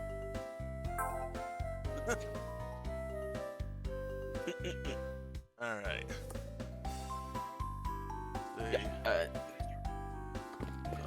If you talk to the officer, tells you that you can't enter the flight attendant's room. Sir, you can't go in there. I'm Miles Edgeworth. I am one of the prosecutors on this case, so please let me through. I'm very sorry, sir. No one is allowed to enter without Miss Von Karman's express permission. But I'm on the case. Yes, I understand that, but I also have explicit instructions not to let you through from Miss Von Karman. Why would you do this to me, Francisco? Alright, so we need to go... Not the LeBlanc. Did you finish taking his statement yet? Yep, all done, sir. I do not concern if you're not done examining the cargo hold. I want my cargo back. Make a single scratch on my art, you will pay. Art? What sort of art? Mr. LeBlanc is an art dealer, so he's got a bunch of artwork down in the cargo hold, sir. There's practically a mountain of them, large and small.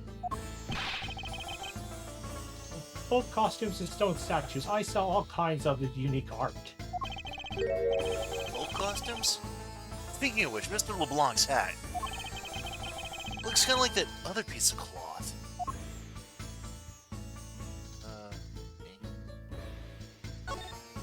Look, has a collection of different art pieces. Yep, present the bloody cloth. It's the same pattern as LeBlanc's hat. Mr. LeBlanc, could you please take a look at this for me? Oh, it's a Borghini cloth. As I suspected, your hat is made of the same material, I suppose. Yes, of course. This fabric is so famous. Orders come from all over the seas for more. Then this is the cargo you were talking about earlier. Oh, no. My cargo this time is much gigantic. Detective, when can I have my cargo moved? Or you can get your cargo back when we're done investigating, pal. Stubbornness of you police, it is no good. It is no good that attendant refuses to exit the attendant's room too. That attendant? I wonder if he's talking about Miss Gennaro. Alright.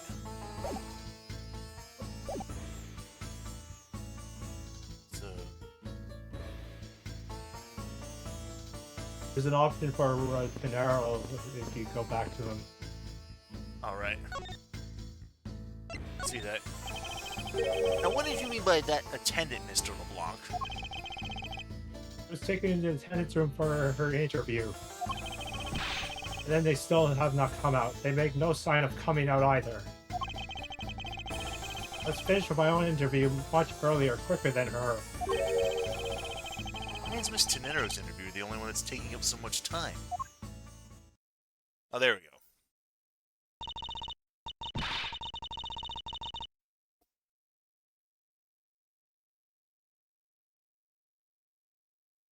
Yeah, sorry, I keep getting interrupted. Miles Edgeworth, you were given free reign to examine the plane, weren't you? Yes, I was able to obtain the cooperation of the flight attendants. Speaking of attendants, I'd like to speak with one Miss Rhoda Tenero. I wonder if you might be able to grant me permission to enter the flight attendant's room. Before I do, you still have to clear up a few issues surrounding your own circumstances. I understand. You may have tricked those attendants with your sophisticated talking. But you can't pull the wool over my eyes, Miles Edgeworth.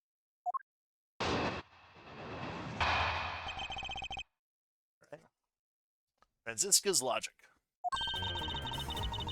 Let's not complicate things and go with the most obvious conclusion.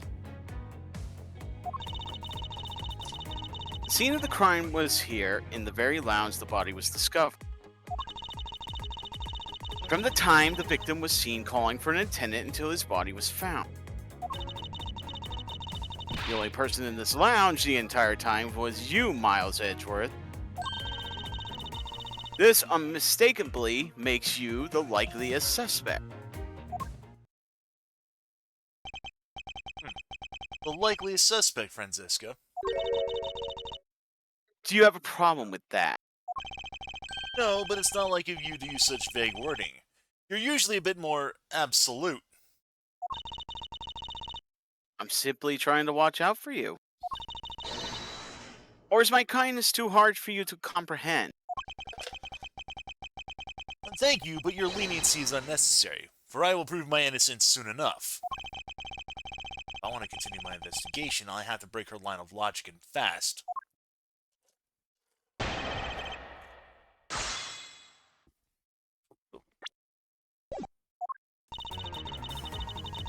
Alright. I'll present the Ifisuke.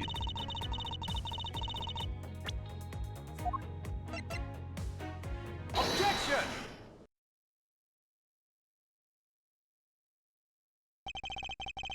It would appear that you did not have all the information you needed after all. And what does that mean? I found a nice piece of evidence just before I was forced to stop investigating. A piece that proves the body was moved from a different location. The killer used this suitcase to move the victim's body. Meaning that the real scene of the crime is not this lounge at all. Objection! Now, who's the one rashly jumping to conclusion? Excuse me? All you did was find this piece of cloth inside the suitcase. That doesn't prove that the body was moved. It could be that the killer simply chose that suitcase as a good place to hide the cloth. I expected you would come to that conclusion. It would seem I can't escape that easily. You should know better than that. Avon Karma is perfect in every way. But did you know that the killer definitely wheeled the suitcase around at some point? Objection! Come on, stream. There we go. As if there's proof of that. Where is the proof that the suitcase was moved around? The grape juice footprints. Take that! There's a line. Spilled grape juice in front of the elevator? Yes, and I'd like to draw your attention to this area here. Yep. They'll track right here. Is that the two line? This mark here. Wouldn't you say that it suspiciously looks like tracks from two wheels? I suppose. Further, there's also grape juice residue on the wheels of the suitcase. This means that the suitcase containing the victim's body definitely passed through here. Suppose this means that the killer did move the victim's body from somewhere else. I'm glad you come to your senses. Objection! Not so fast. This still doesn't put you in the clear. Not by a long shot.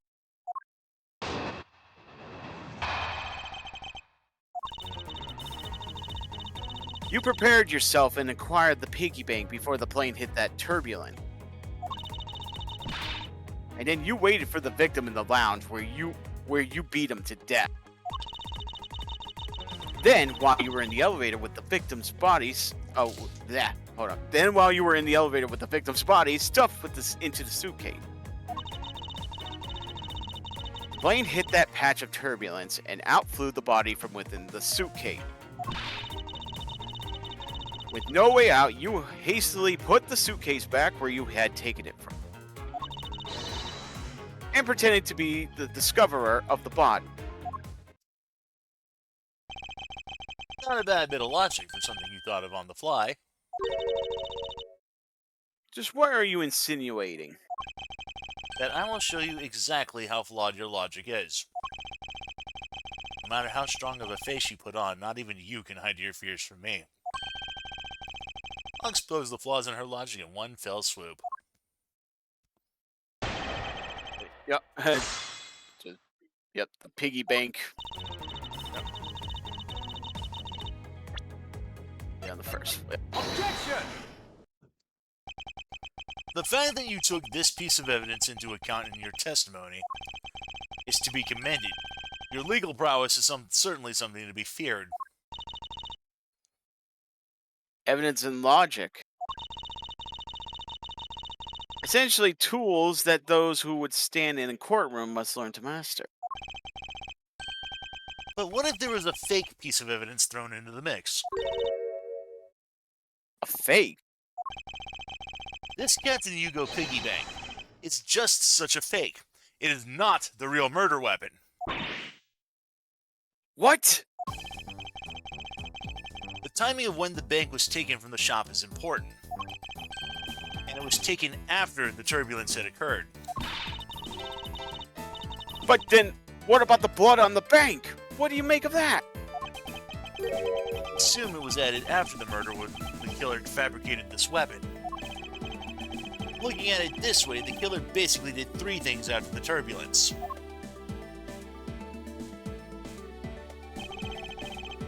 After exiting the elevator, the killer brought the suitcase to the shop and left it there. Then the killer proceeded to pick the bank up from off the floor and took it to fabricate a fake murder weapon by hitting the victim on the head. Finally, the victim's wallet was planted on my personage, in my pocket to be precise. Everything was done so that I would be framed for the murder of Mr. Acme Hicks. You there. Yes, ma'am. Other than this piggy bank, was anything else resembling a murder weapon found? We didn't find anything in this lounge or in the shop that could be used as one, ma'am. Most of the items that could have been used were broken during the turbulence. The remaining items all tested negative for any trace of blood. I see. Well, Miles Edgeworth, it appears your stall tactic are at an end. But it's possible that it's just hidden somewhere, sir.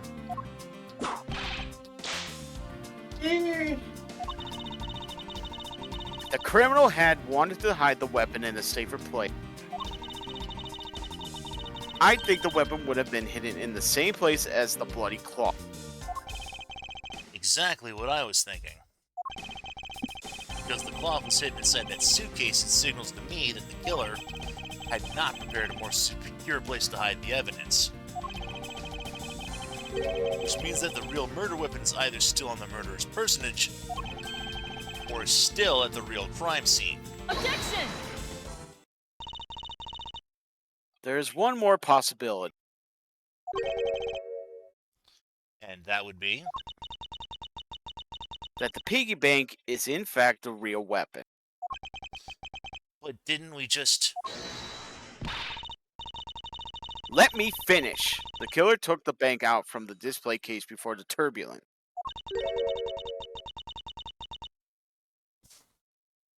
By opening the lock on the display case door. And it was at that time that the glass pane in the door was broken. I say that's a perfectly reasonable line of reasoning, wouldn't you? Let's see. So that means that the killer had the key to the display case. Francisca, the person you're talking about. Not so fast, I'm not finished. The person I'm talking about also committed another sin. She tricked the captain and granted you permission to conduct your investigation. Yes, it is the sin of lying. Speaking of which, I recall that you also wish to speak with her. Yes. Very well, permission granted, but only if I can sit in on your interrogation. Do we understand each other? I have no intention of interrogating her. But you're welcome to accompany me if you so wish. Miss was it Teneru? Yeah, Tenero. Tenero. Miss Tenero is in the flight attendant's room. Let's move. Tim says, like, say, only the full body perspective show how tiny Francisca is, yeah? If you think she's small now, wait until a later case. She can hit a growth spurt. March 12th, 2:23 p.m. Flight G390, first floor, flight attendant's room. Yeah, so, minor spoiler, there is a case that actually takes place in the past, where we see Edgeworth in his, you remember that jacket that he was wearing during his prosecutorial debut? Was she even smaller in the past? She's even smaller, yeah. Oh shit! Oh, that's ought to be good. So yeah, you're like you said, if you think she's tiny now, wait until we get to that case. So you're the one that poked around inside this plane without the captain's permission. Deviating from the flight attendant's manual is very unbecoming, you know. What were you hoping to accomplish by doing that?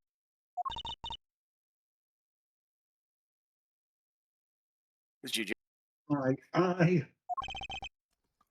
Miss Tenero. Mr. Edgeworth, you're here too? Can you please help us and shed some light on why you did what you did? All right. Yeah, let's talk to her. Why did you lie about receiving the captain's permission like that?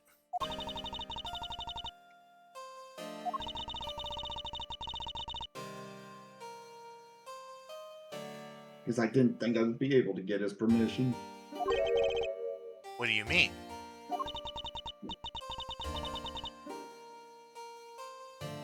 Captain, he only has ears for canning. He majored in Street Fighter. Nice. I spoke with the captain a little earlier myself. He definitely seems to be rather taken with Miss Meal. Yes, and on top of that, I mistakenly accused Mr. Edgeworth of being the killer. I wanted to make amends. In that case, please allow me to thank you for what you did. Thanks to you, I was able to clear myself of all charges. Really? You were able to prove your innocence? Oh, thank goodness. Miss Tenero, is it? There's one more thing I'd like to ask you. You were in the in-flight shop just before the turbulence, weren't you? Please answer honestly. Yes, I was. And why were you there? Well, I... The sudden hesitation. Franziska seems to have struck a nerve.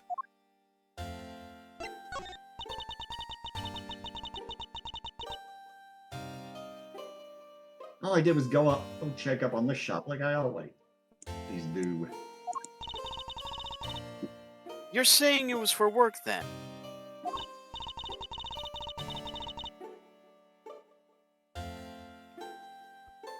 Yes, I'm in charge of the shop, so I have to keep an eye on it.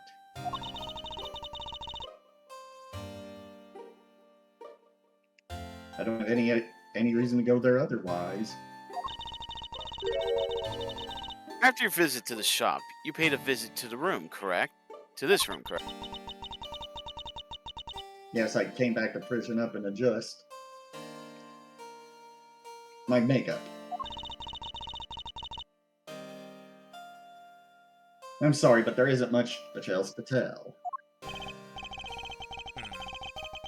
Miss Tenero claims to have no reason other than duty to go to the shop. Is that all there is to it? Maybe I should ask her about that thing. Present the iffy soup. If you could, please take a look at this for me, Miss Tenero.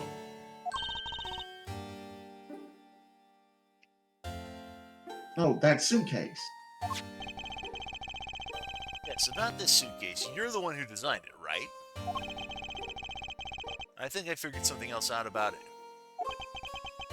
The suitcase is the reason you went to the shop, isn't it?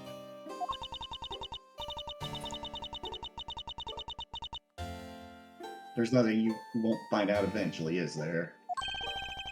Would you please tell me more about this suitcase? Yes, I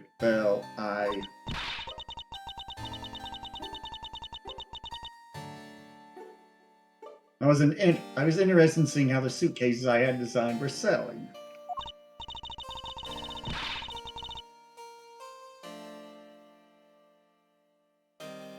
I know that was a service profession. I know that as a service professional, I'm not supposed to care. But I really wanted to know.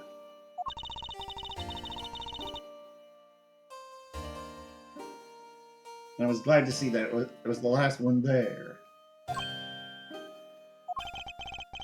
Last one there.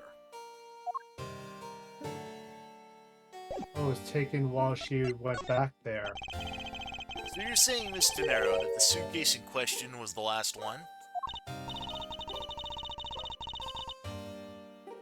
Yes, they're just so popular, they're practically flying off the shelves. That's not exactly the impression I got. The one in the shop is most definitely the last one. Well, we're currently looking at that suitcase.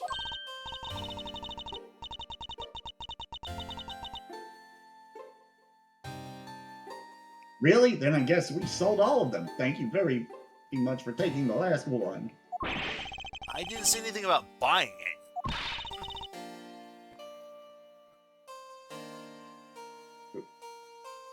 it. Then say you'll buy it. Sorry, I can't. But why?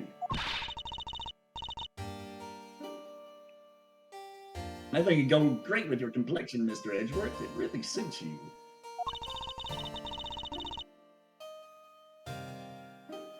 I guarantee it personally as a service professional. Well, how should I put this? It's hideous. What? Maybe that was a bit too direct. You think? Moving on. My issue with the suitcase isn't the design, it's the number of them remaining. Remaining? There were 2 suitcases in the in-flight shop when I investigated it. 2? But that's impossible. I'm sure there was only 1. Looks like her story has generated quite the contradiction. When I left the shop,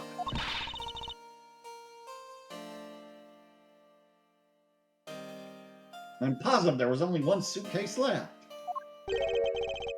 Something is amiss here. What could the meaning be of this inconsistency?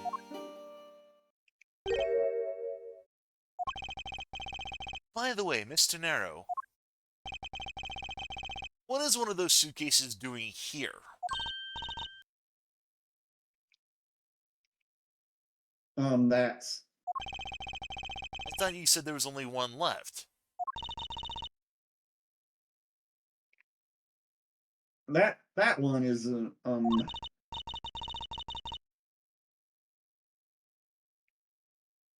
It's mine. I've used it for a very long time now. He's used it for a long time. I don't think so. Miss Tenero, I'd appreciate it if you wouldn't lie to me.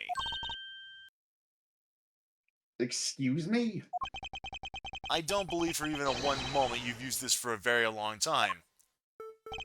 For starters, the price tag's still on it. Yeah, that's the first thing you usually remove. Take that! Tell me, Miss Tenero, is it also your habit to keep the price tag pristine on your suitcase?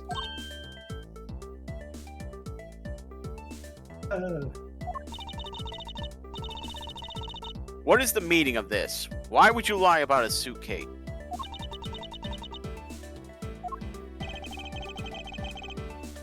Despite having faith in her design sense, sales numbers made her cry bitter tears. Truth is becoming increasingly... Somebody! The truth is becoming increasingly clear to me! Yeah, I'm sorry. Miss Tenero, I think I understand. I know what you're trying to hide. Now then, this suitcase was originally in... The in-flight shop? Seeing as how the price tag is still on the suitcase, one can only assume it was out on the floor for sale in the shop. And the person who bought the suitcase was... Rhoda Tenero. Who brought it was you. Take that! It was you, wasn't it, Miss Yeah. Tenero? I hate to I was say, gonna say Tammy, but okay. I hate to say this, but the suitcase that you designed, it hasn't sold very well at all, has it? Or it could be the obvious choice. Yeah. You saw how poorly this design that you poured your heart into is selling, and were so deeply hurt that you decided to buy one of your own products. That's why you wanted to make it look like it was selling by buying it yourself. Isn't that right? Then the reason you went to the shop and came back here was... I'm sorry. Oh, all I really have is my job.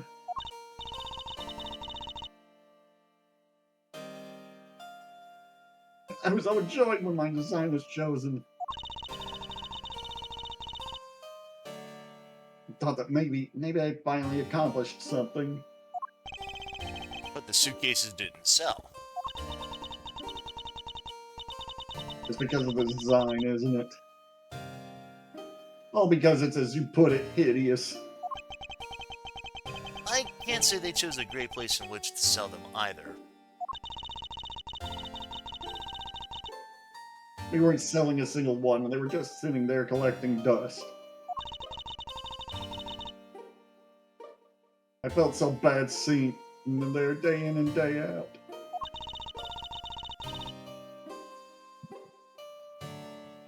So I decided to buy one for every flight I've worked. You buy one every single time you work a flight? I see. So in order to keep your resolution, you went and bought one today as well.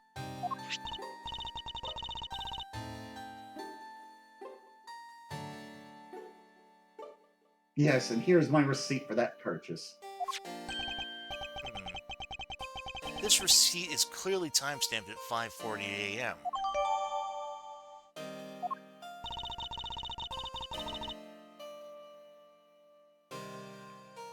The truth is, there's still a bunch of them left unsold. They're planning to scrap the remaining ones at the end of this flight. Miss Tenero, where are these other suitcases?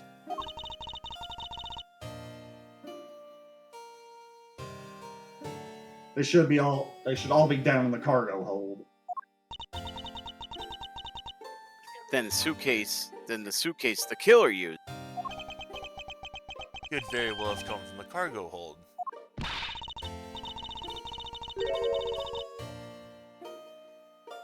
Now, Mr. Edgeworth, you don't think that the killer used one of my suitcases, do you? Yes, I do. The killer used one of your beloved suitcases to move the victim's body. How could they?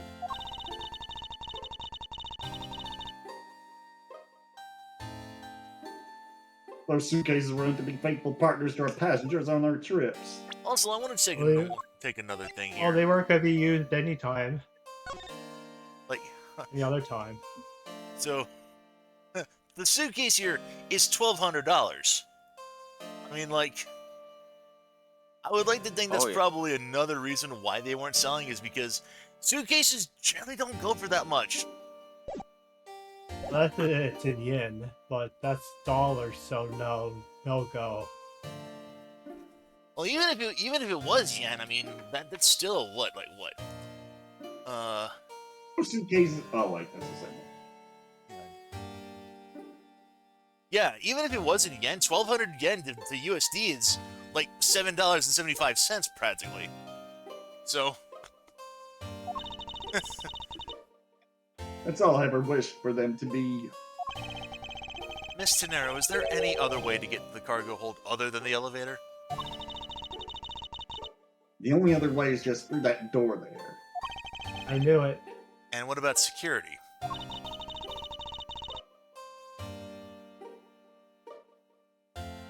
That door has no special lock installed because... I was the one who smashed it off myself. Hey!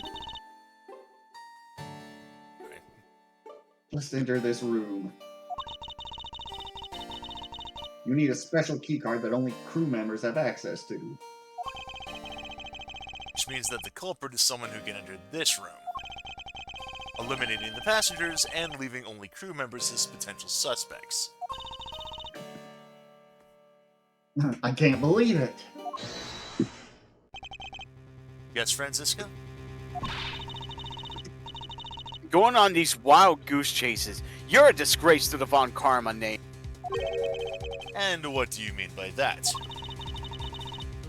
The suitcase came from the cargo hold. That fact alone tells the whole story. Yes, which is why I said the culprit must be a crew member who used their keycard. Miles Edgeworth? You're proposing that the killer rode the elevator from the cargo hold, correct? Yes, that's the only realistic possibility. that other attendant, Miss Meal, I asked her earlier, and she had this to say. Is this kind of information out of Miss Mealy? Oh, Mealy. In order to make the elevator go down to the cargo hold, a different key card is required. Different one? Yes, and the only person who holds that particular card is you, Miss Rhoda Teniru, and only you,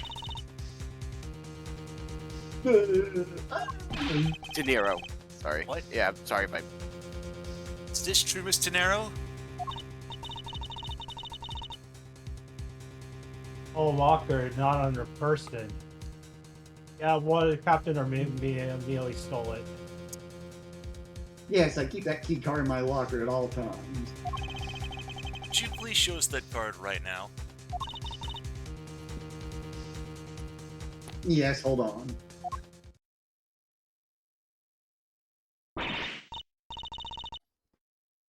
Ah, I don't believe it. What's wrong?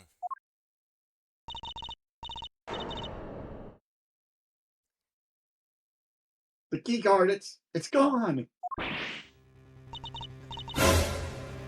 Yep. Very clever. Pretending that your card was stolen when in fact you're just trying to hide it from us. You really thought this through? Wait, it's not like that. You can tell us all about what it's like down at the station. Officer, arrest this woman. Yes, ma'am.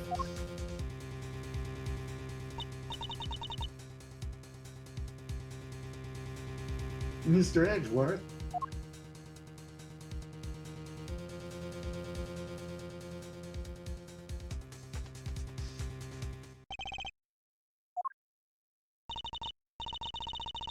What's wrong? There's disbelief written all over your face. Francisca, I know that you're the lead investigator on this case. However, Hold it. Don't even think about wasting any more of my time. You know the rules as well as I do. that we're no strangers to love? Evidence speaks louder than words. Even if this isn't a courtroom, that basic tenet still applies.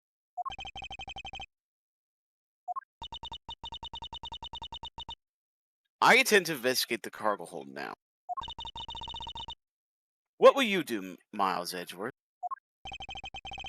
I intend to do likewise.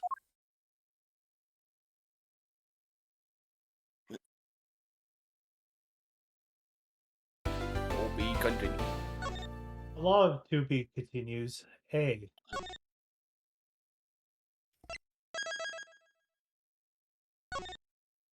Right? I guess there's just 2 more phases, huh? Yep. We're pretty much on the end side here. We're gonna take another quick break. Alright. And I'll be right back. Again. Alright.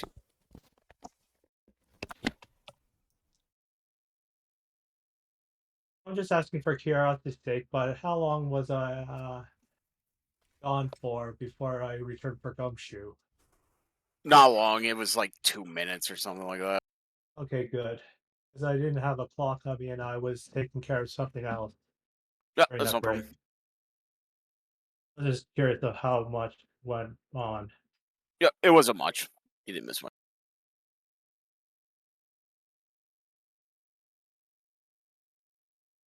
Just gotta check something while we're waiting for Ben.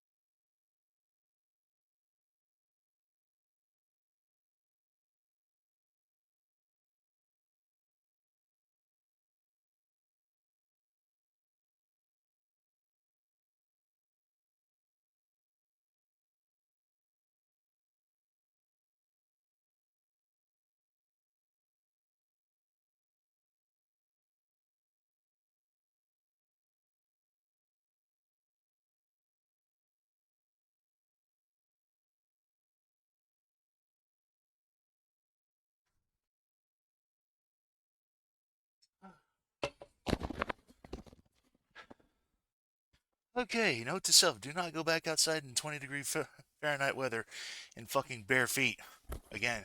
Oh, Anywho,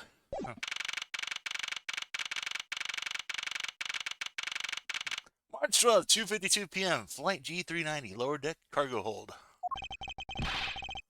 Oh, this is the cargo hold, huh?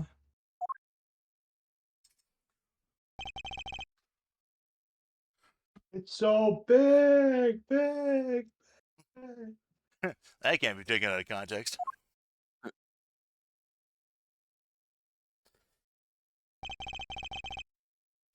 This plane's only a special model. It has both the super large cargo hold and ultra luxurious first class seating. so is this the real scene of the murder? There is certainly a high probability of that, which is why we're here, correct? Okay. Let's get investigating. Right. Examine the yellow suitcases. Clearly one missing. Holy suitcases, Edgeworth. It's like all you can use suitcase spare. These must be all the leftover ones they couldn't sell. I count 11 of them in all. One's the plane the company's planning to dispose of after this flight's over. This paint job is really cool, don't you think? It practically screams artsy. Why not purchase one then? I'm sure it'll bring you much happiness.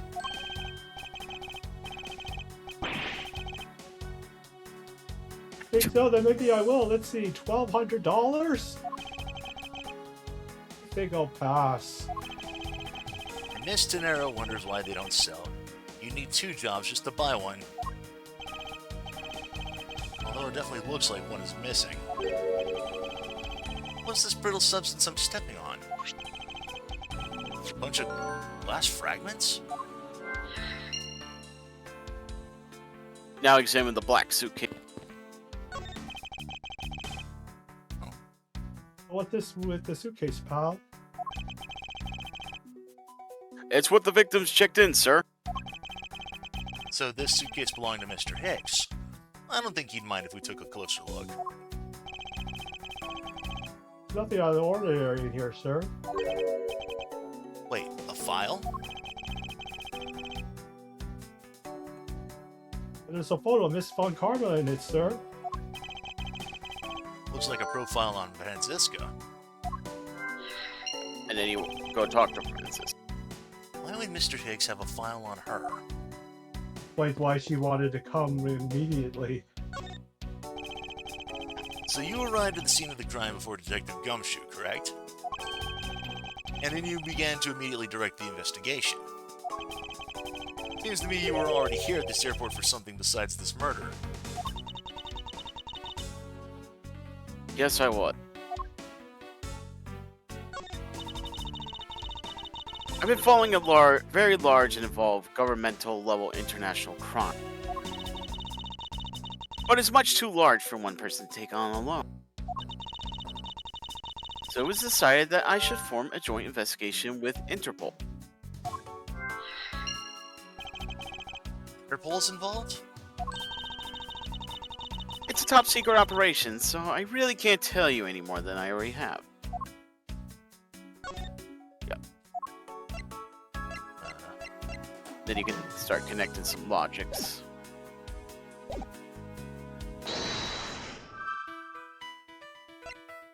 Franziska and Interpol.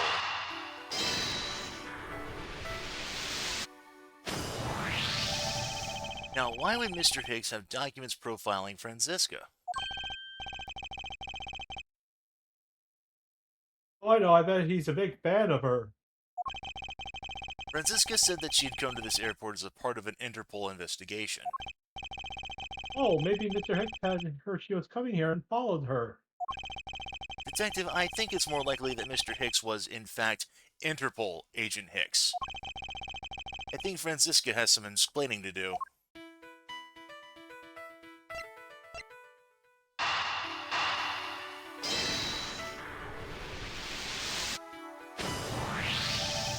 I think we could safely conclude that these fragments are from a pair of glasses. And the victim was wearing a pair of broken glasses?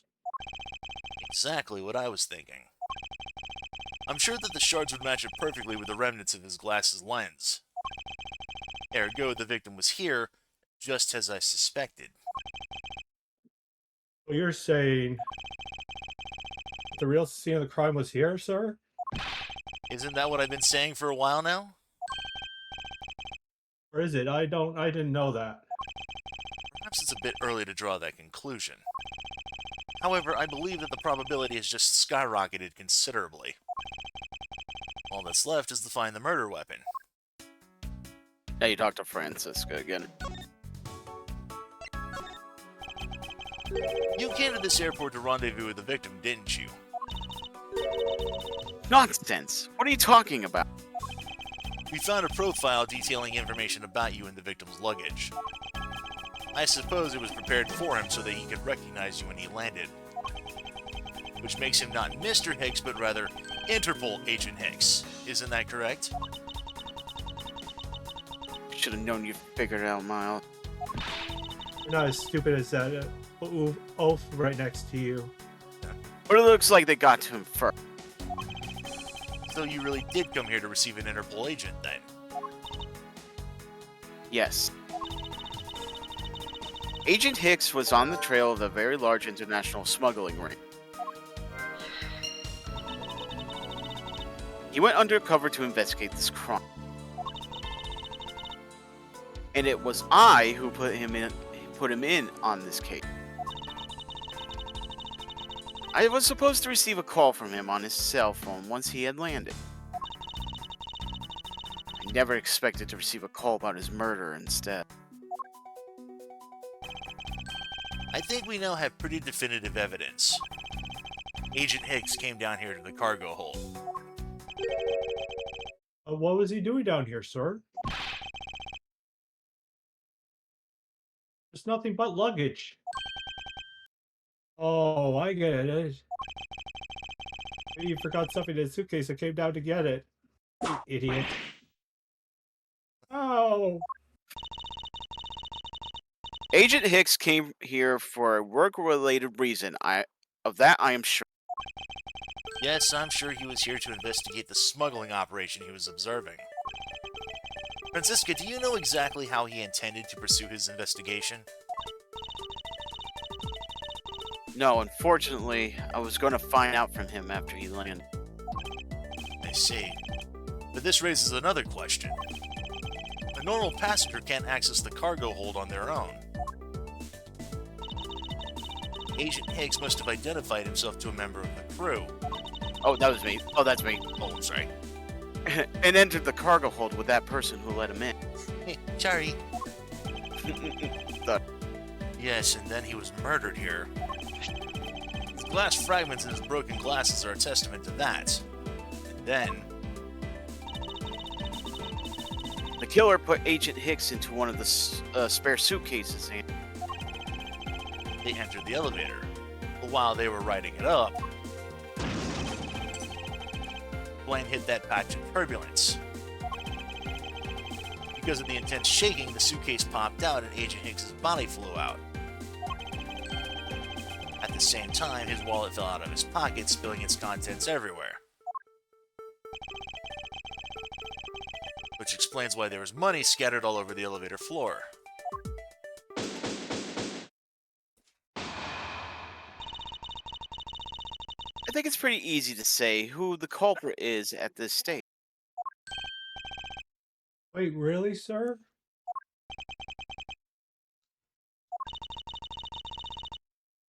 I know what you're thinking, Miles Edgeworth. But the killer can be none other than Miss Rhoda Teneru.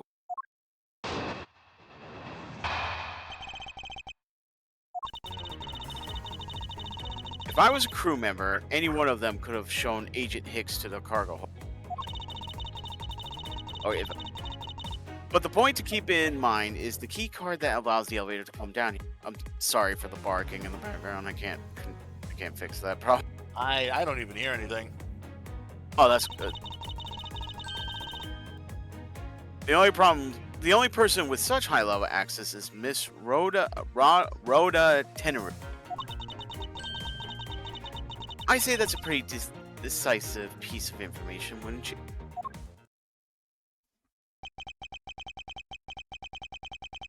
I know what she's trying to say, but I'm not certain it's as simple as that.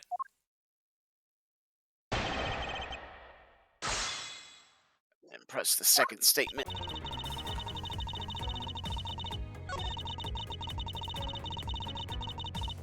Hold it! But it's highly likely that the keycard was stolen from Miss Tenero. Objection! I don't know how to keep fucking that name up. It's highly likely. Is that possibility the best you can come up with? And you call yourself a disciple of my father. Well, while I don't have any evidence, Be quiet. Be quiet. You're a disgrace. More evidence pointing to Miss Rhoda Tenero, Tenero. It's not just the key card that gives her away. Are you talking about the murder weapon that Captain Hugo Biggie Bank? Yes, she is also the only person with a key to open that display case.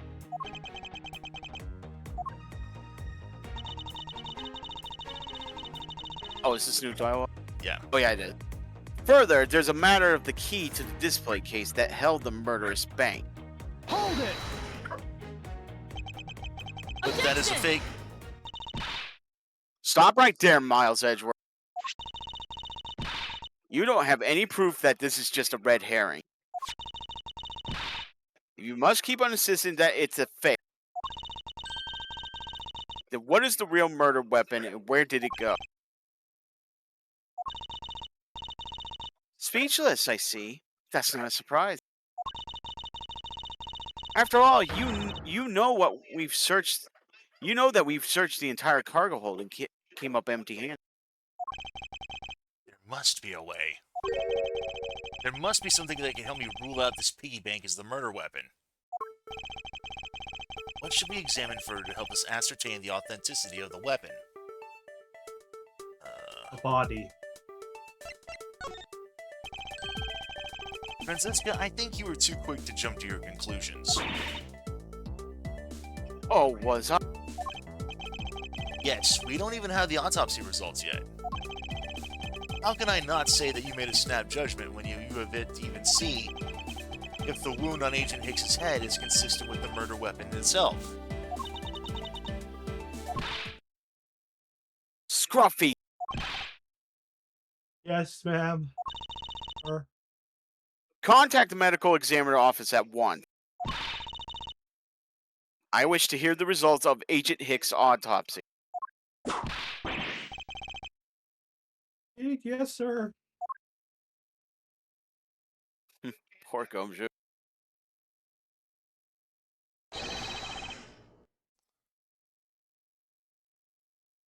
We've got a big problem, Mr. Edgeworth, sir.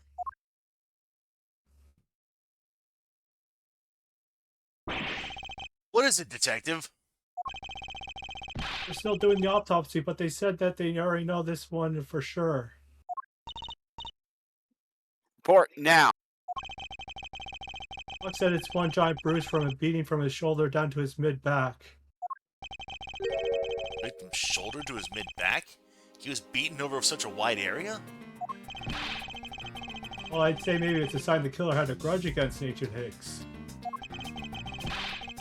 It wasn't just his head, though. The killer went all out and hit him multiple times, sir. Instantaneous death resulting from blows to the back of the head, bruising head to mid-back. Scruffy, what has had a grudge against Agent Hicks supposed to mean? Well, that's, Was the wound on the victim's head consistent with the murder weapon, Detective? well, they said they were still looking to that, sir. You're completely useless. Oh! Sir, I told you already, you can't go down there. Oh, you remove yourself from my way. I'm guessing it's that. It's Yeah. probably, yeah, the little... What is all that racket? You're right. Yeah.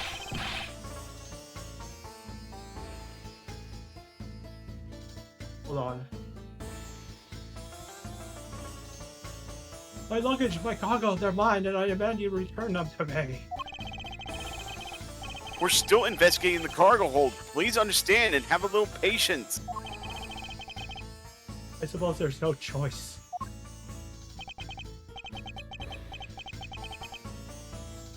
Finally. I think he gave... Hey, what are you... Left me no choice but to use strong force. Arr! You won't get past me.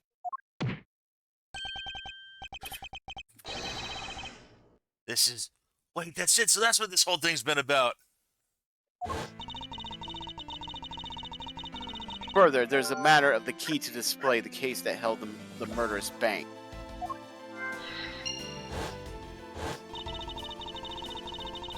After all, you know that we've searched the entire cargo hold and came up empty-handed. Oh, is it hidden in his back?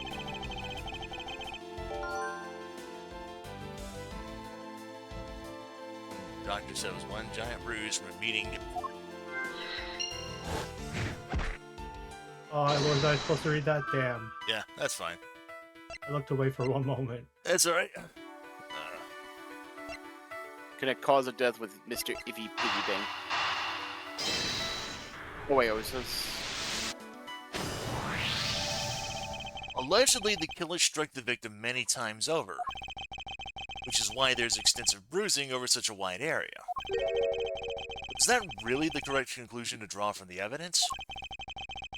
The bruise from his shoulder down to the middle of the back being one continuous mark is more suggestive of a single blow to the back. If that's the case, then the piggy bank is much too small to have caused that. There go, the murder weapon must be something far bigger. Suitcase. Now you connect weapons couldn't be found with a sizable weapon.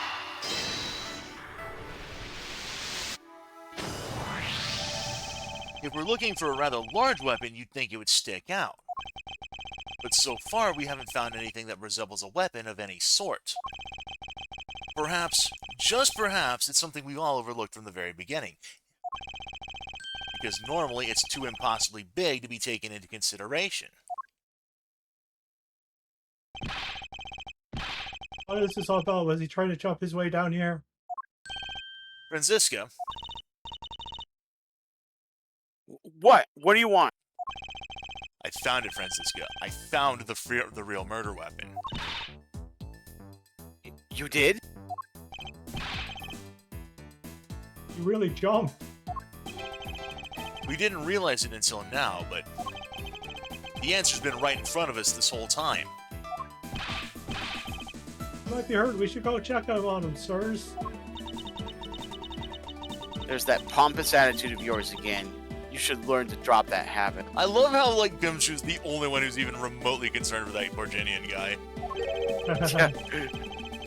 It's coming from a prosecutor with a habit of whipping everyone she comes across. Anyway, if you really are a prosecutor, then you'll back yourself up with evidence. You two aren't listening at all, aren't you? No, Am I the only Gumshoe, one we who's gonna aren't. help this guy? No, we're not. Sorry, Ben, who you were saying? No, I was just agreeing with you. Like, no, we're not even paying attention to you, Gumshoe. Come on, then. Show me this real murder weapon you speak of. All right.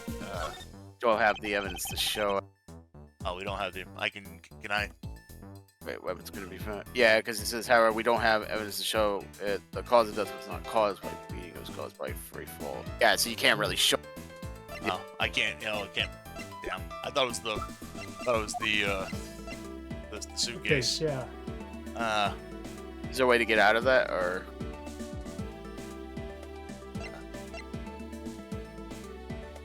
No, I don't think so. Are we soft locked? No, we're No, just, he just might have to take a. I'm just gonna have to blow. take it. I'm just gonna have to take a hit on Take this that! thing. The real murder weapon is this suitcase. When you say it with such confidence, I suppose you must have had some evidence. Of course, Agent Hicks was placed into this suitcase alive. And it was while he was in here that he was beaten in the head. I wonder if you would die if I whipped you from head to toe right now. You thinking woman? Of course I would. I need to think about the circumstances of this victim's death a different way. Why bruise running from the victim's shoulder down to his mid-back? Maybe I should be focusing on what could cause such a large bruise in one strike. Come on then, show me the real murder weapon you speak of. Oh, you don't have any evidence. I don't have any evidence to show you. I was mistaken Oh, that's originally. clever. That was clever. Foolish reasoning for a foolish fool from a foolishly foolish fool meant to fool me. What do you mean by I don't have any evidence to show? Perhaps I should have phrased it as that which caused Agent Hicks' death is incorporeal. Forgive me, but I do believe I figured out what was the real cause of death. That was a Free free fall. fall. Oh, The victim fell from a great height and subsequently died as a result. In other words, the real cause of death is free falling to the ground. You- Yeah. oh, And I'm free, free falling. oh, Fell to his death? Yes, this is the only plausible possibility. The victim has extensive bruising on the back of his head and back. And the only rational explanation for these injuries is that he fell to his death. But the murder happened inside this plane. I know. Are you claiming that there's some place in this plane from which he could have fallen from? you're standing in. As I said earlier, the answer's been right in front of us this entire time. You can't mean. Yes, I do. The victim fell from the top of the stairs of this very cargo hold. What then? We're told we may have the second death on our hands, sirs. Hey, you tell me you aren't dead, okay? Quiet, you are screaming. He's okay, everyone. He's alive. And there you have it, Miles Edgeworth. It's not possible that Agent Hicks fell over the railing to his death. No, but he could have fallen down the stairs, probably. Yeah. That man is living proof of that. I suppose it's true that it's not possible given the current circumstances. Current circumstances? What's that supposed to mean? Suppose that large piece of cargo was not there at the time. What would have happened then? He would have been a Borgorian pancake for sure, sir. I suppose that man over there wouldn't still be breathing. But the reality is that the cargo box is there. So there's no point in entertaining your wild hypothetical scenarios. It may be there now, but there's no proof that it was always there. Ha! As if there could have been a window of time when that giant box was not there. Ah, but there was. What? Say, the refueling in Zhangfa. Yeah, revealing. Take that! You refueled in the Republic of Zhangfa? Yes, this flight had a short layover in Zhangfa in order to refuel. But that wasn't the only reason for the layover. We also transferred some cargo. What if the box in question was only transferred onto the plane at that time? To further prove my point, let's take a look at what's next to the box in question. It's labeled Ben Bay Express. Correct. Meaning that it was loaded onto the plane in Zhangfa.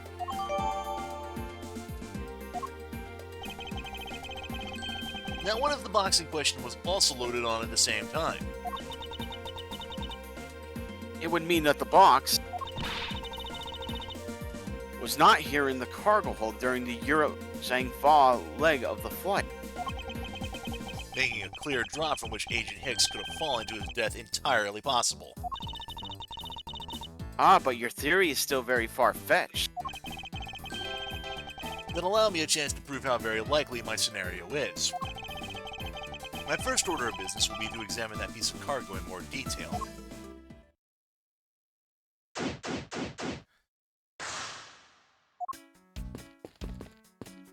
So, yep, the box next to the label, yep. This is a rather large piece of cargo. It's a tag on it, sir. Let's see. Aleph Red Statue. Never heard of it. Nor I, but all I care about is if we could prove it wasn't here at the time of the crime. Let's get investigating, sir. Oh.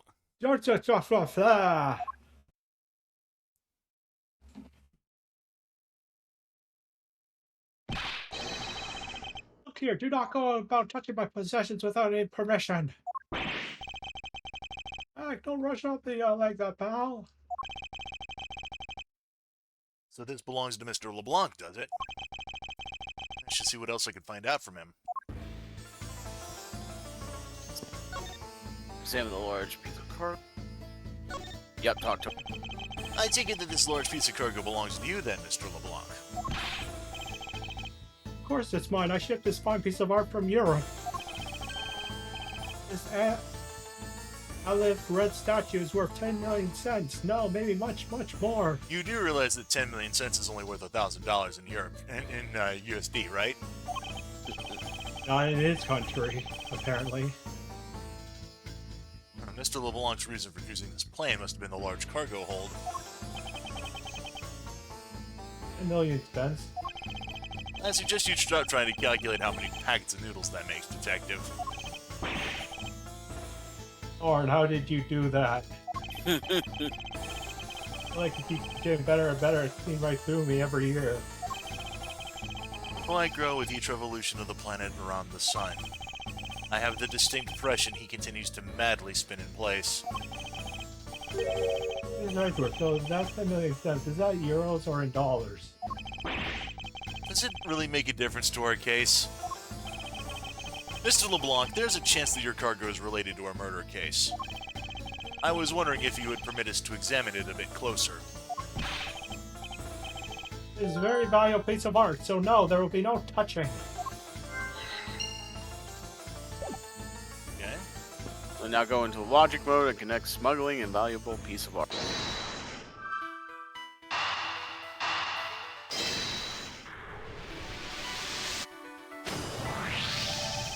If Mr. LeBlanc has something to do with the smuggling ring, then it's possible that this fake statue was brought on board in Zhangfa. I think I need to question him a bit further.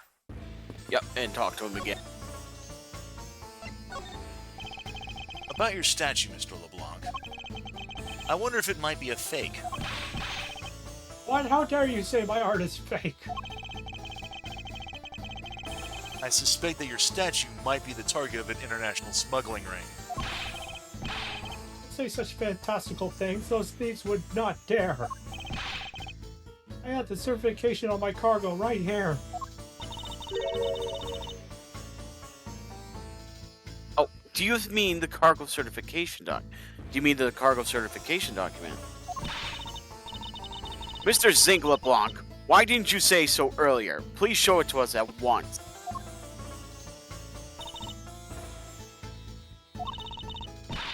I can't read this. What does it say? It's as plain as day. The cargo was put into the plane in Europe. And there you have it, Miles Edgeworth. Too bad for you. This statue was brought on board in Europe, just as it states in this certificate. That's... Which means that there never was a window of time in which the statue wasn't sitting there. Unless there's blood all over it.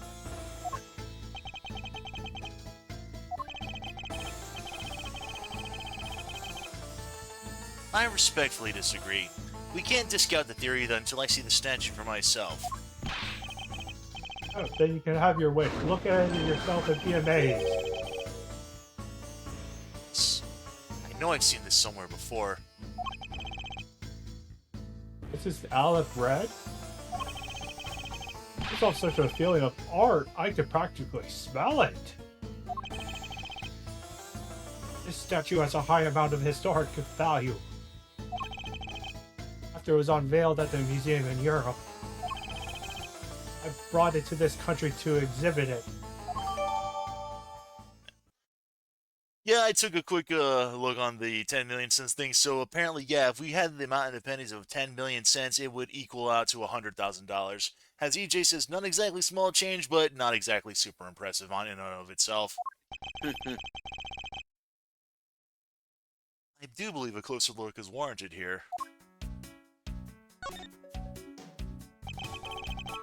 So this is the infamous Aleph Red statue. What is it, Mr. Edgeworth? Did you find something? There's something wrong with this picture. We should examine it in more detail. So this is the Aleph Red statue. I swear I've seen this somewhere before. Photo on this person? No wonder this thing is worth 10 million cents. Look at how it sparkles, sir. I wouldn't call it a sparkling, detective. Maybe more along the lines of dully shining. Yep, and then you check its like one of its eyes. One that's a bit more jagged than the other. These eyes made from some sort of gem? It's a real nice shade of orange. For a sec, I couldn't even tell they were jewels. Oh, but they kind of remind me of the eyes of the stray cat that lives near my house. Aw, kitty. Call him Mr. Freckle. Are the eyes supposed to be this color? Is it possible the statue's a fake? It says deduce on the you want to deduce on the eye. And, I think it's on the eye Yeah, the you had. photo. Photo. They were Deduce the red. statue's eye. And Oh yeah, present the yeah. photo. The photos of the red eyes. Yeah. Eureka! These eyes are awful orange, don't you think? Yeah, I'm pretty. They remind me of the sunsets when I was in grade school, sir. I don't think you see what I'm talking about. Oh, I do. It's really like the color of the sun when it's setting, sir. Oh, the memories. I remember standing out in the field, spinning with my arms out until I felt ill. I don't care about sunsets. Focus, detective. What color are the eyes in this photo?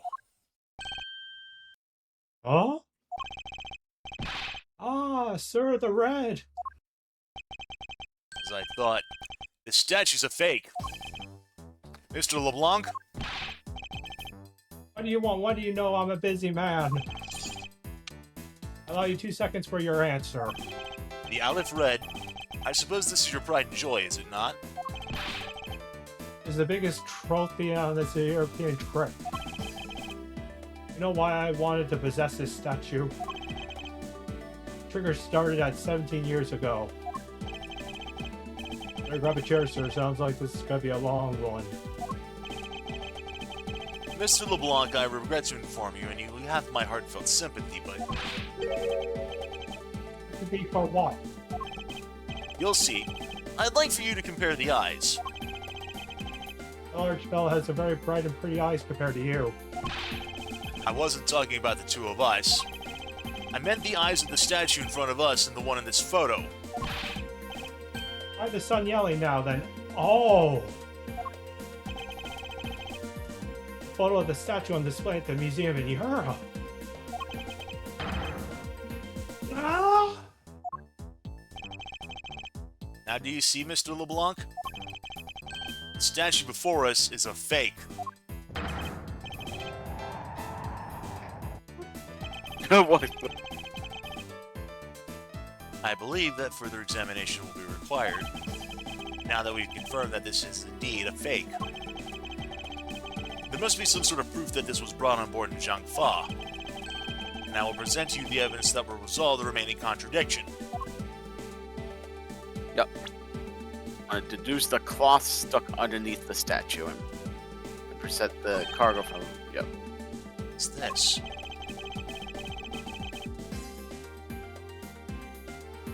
The statue looks like it's stepping all over its neighbor's clothing. It resembles its owner's attitude in a sense. Ho ho. Hey, what did you say now, you big oaf? Further, my clothing's hem is not being stepped on by anyone. It's too expensive for me to allow that to happen. Please forgive the trespasses of my subordinate. I should forgive the dress passes, unless it is an expensive dress. You keep it. Alright. And when you say we present something, you said? Deduce the cloth stuck underneath the statue and present the cargo from Zhangfa.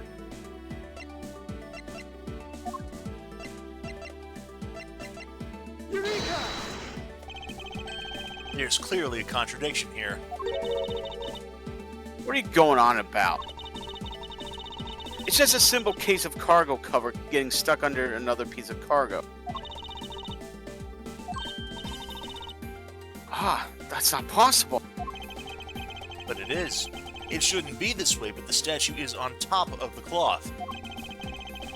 Supposing that the neighboring piece of cargo is brought on board Zhangfa, there is no way that any part of it should wind up from somewhere under.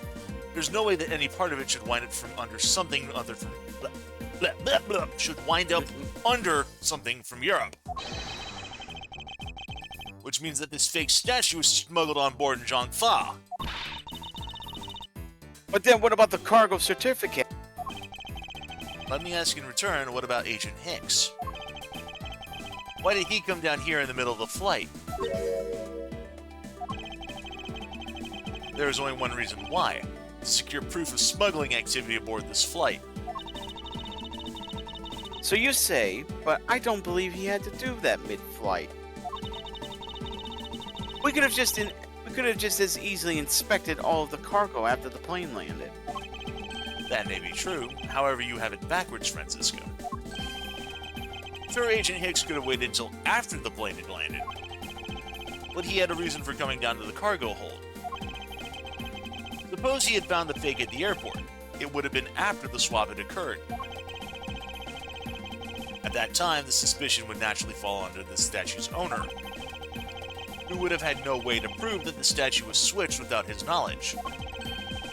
Which means that there's someone involved who is forging or modifying cargo certificates.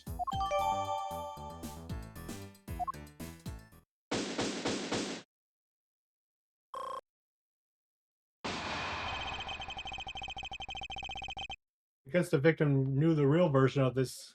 It's gonna get nabbed, huh?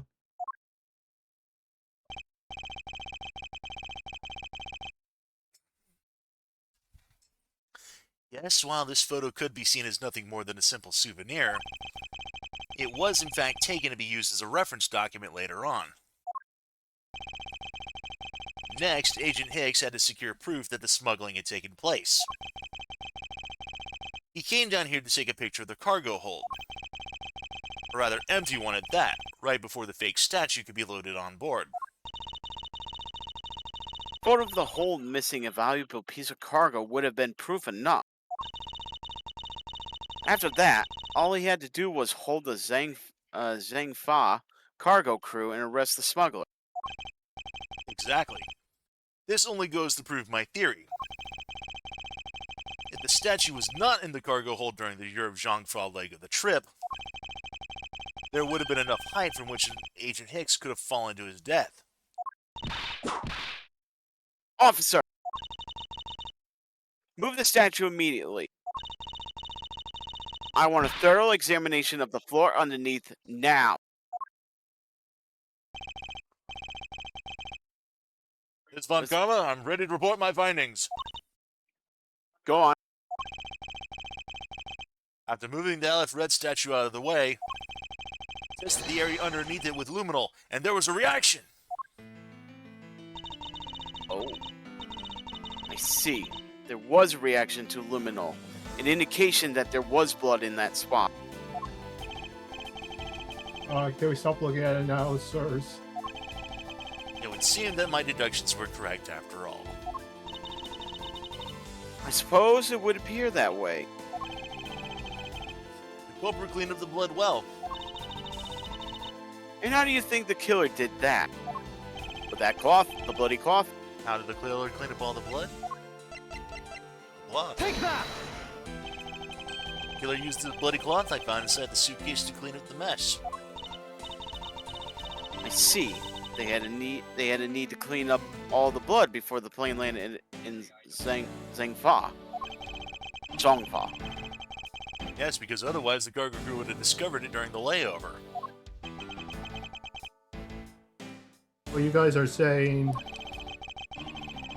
the murder happened before the plane landed in Senfei? There's no other conceivable timeline for the events of the murder.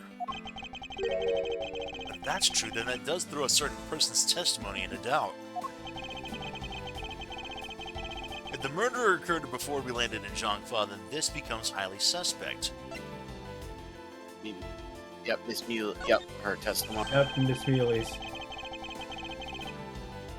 Call Miss Mealy's testimony about Agent Higgs in regard to when we departed Zhangfa. Saw Miss Higgs sitting in his seat at 5 a.m., you know. She claims Agent Higgs was alive at the time of the service calls, but That totally contradicts the facts. But why would she lie about something like that? I think the only other person who could answer that is Miss Mealy herself. Ooh. To be continued. Save your progress? Yes.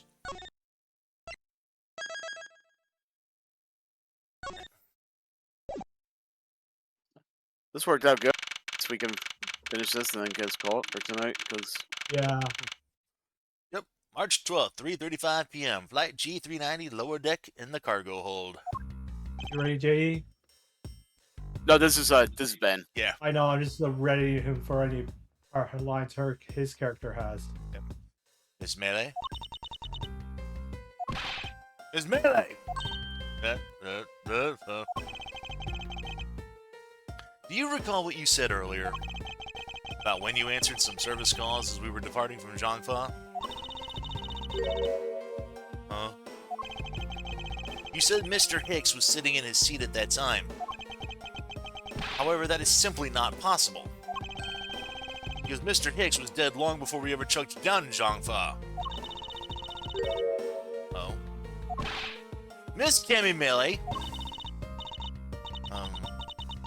Maybe I didn't see what I thought I did? No one can make a mistake that large, Miss Melee. But I make that kind of boo-boo all the time.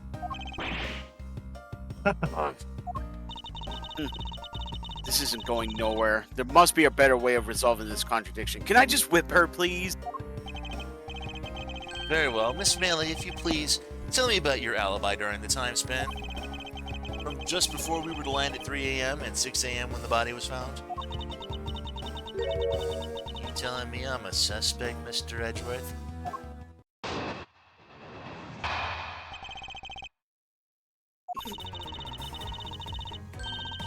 Oh, yeah. From 3 to 4, I was in the flight attendant's room all by my lonesome self. Oh, yeah. And from 5 to 6, I was in the flight attendant's room all by my lonesome self. How is a man supposed to react to testimony like that? Miss Melee, wake up!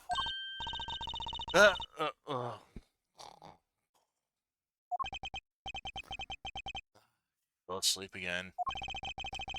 Looks like the only way I'm going to be able to wake her up is by pressing her. That's her button.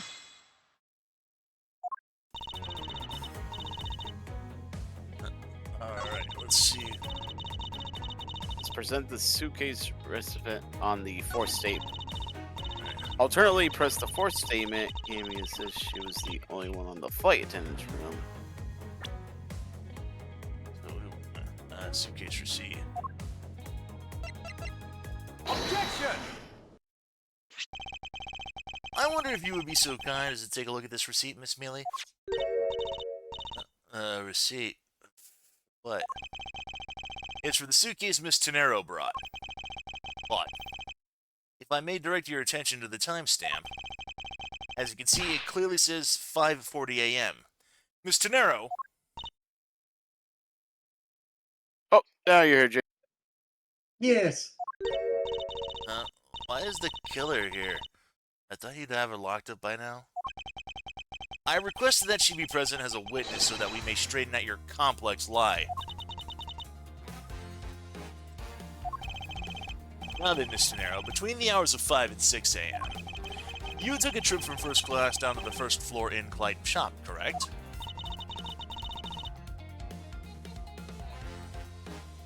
Yes, I went to the shop to buy a suitcase. After which I went straight to the attendant's room to drop it off. And did you see Miss Mealy there at that time?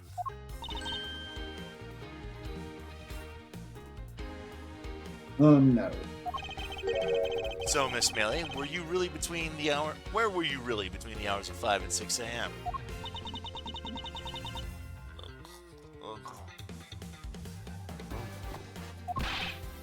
Miss Kim Mealy. The bathroom? I'll be the one that asks the questions here. Yeah, maybe that's it. I probably just missed her. Nature calls, you know. You take me for a fool! It's a little too convenient to be true. But it's the truth. Cross my heart and hope to die. Stick a cupcake in my eye. I don't have enough conclusive proof to counter-argue her at this stage. Hey, you don't believe me, do you? Please, why don't you give me a chance to hear me out?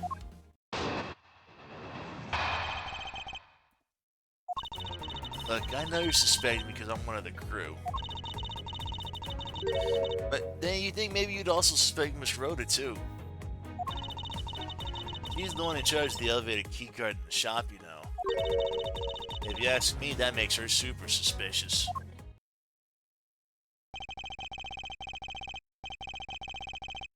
Please leave Miss Tenero out of the conversation. Only you are under suspicion for now. I don't get it. Why are you coming for Miss Rhoda all of a sudden? Oh, now I get it. Maybe you got your eye on Miss Rhoda. Of course I'm keeping an eye on her. Can't very well let her escape, can I? Never mind. You want to know something? This Rhoda actually kind of like...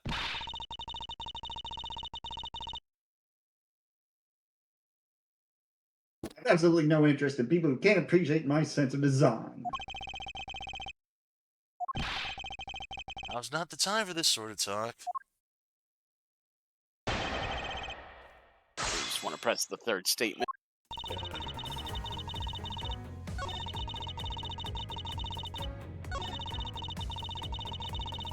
Hold it! And what are you in charge of, Miss Mealy? I take care of the attendance room. That doesn't count! Aw, but I spent so much time in there, it might as well be my responsibility. Mr. Edgeworth, Cammy is very talented in languages. So she assists passengers who may not speak English.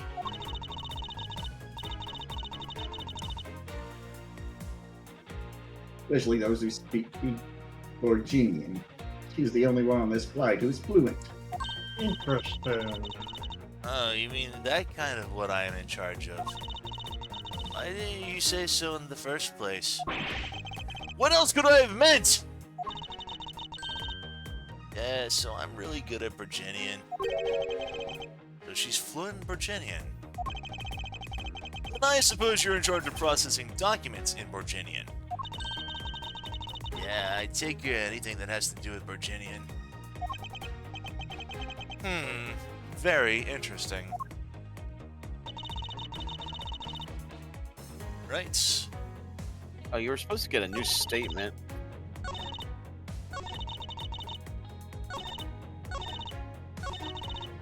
Huh, you didn't get a new Oh yeah, statement. here it is. All I'm in charge of Oh. are the attendance room and some Virginian stuff. Then present the Olive Red certificate at this state. Objection! So you're the only one of this flight crew that speaks Virginian. Is that correct? Oh, yeah, I guess so. I studied aboard Virginia for a while. If that's the case, then the signature on this document belongs to you, doesn't it?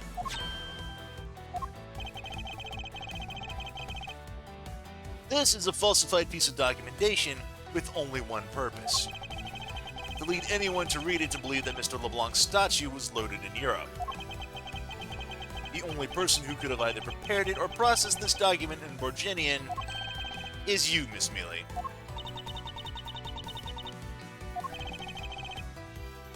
Without your participation, the smuggling of the Aleph Red could not have occurred. Don't sleep while I'm pointing my finger at you! Oh. Oh, I wouldn't dream of falling asleep on you, Mr. Edgeworth. It is exactly as you say. Are you confessing to having participated in the smuggling? No, far from it. It's true I was the one who signed off on that document. But you can't use that fact alone to make your allegation of smuggling stick. There is no direct correlation after all. All you have is my signature on a piece of paper.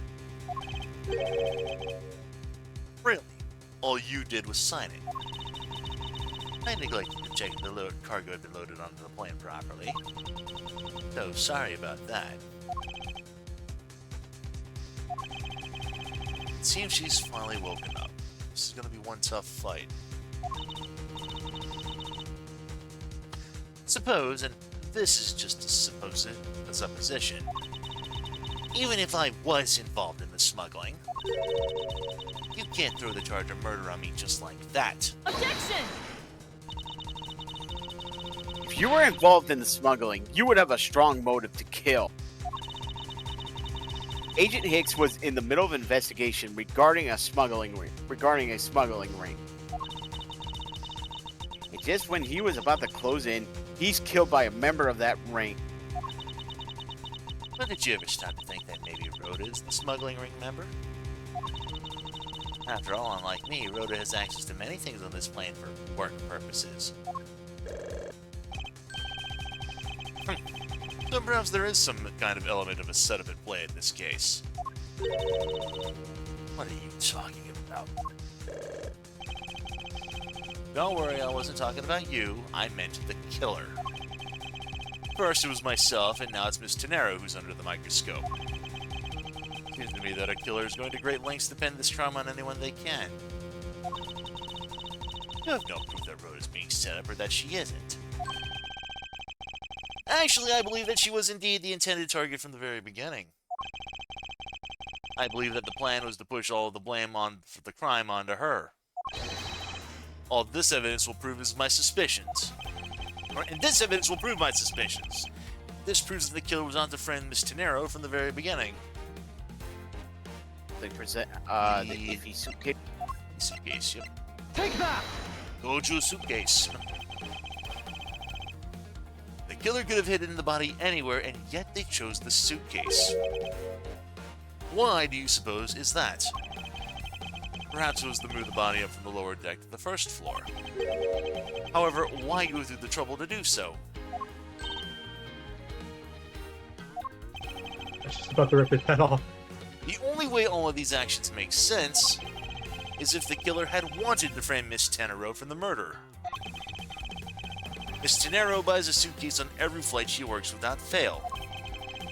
But should her suitcase be switched with the one containing the victim's body, that would put her in a very tight spot. Unfortunately for the killer, the turbulence put an end to that plan.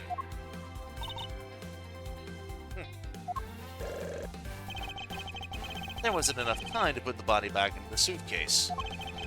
Ergo, they made do with whomever was at hand, adapted their plan, and tried to flame me as I lay unconscious on the floor from the turbulence.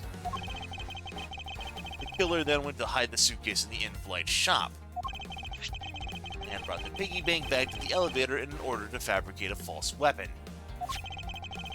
A lot of rough work for a fruitless endeavor, wouldn't you agree? Sounds like the killer had a tough time too, huh? I mean, why did the killer need to frame someone that badly anyway? That is because of special circumstances surrounding this particular case. What special circumstance dictated the need for the killer to frame someone? Where the murder took place. Oh, sorry. Wrong one. The murder took place before the movie was scheduled to go on. Around that time, almost all the passengers had returned to their seats.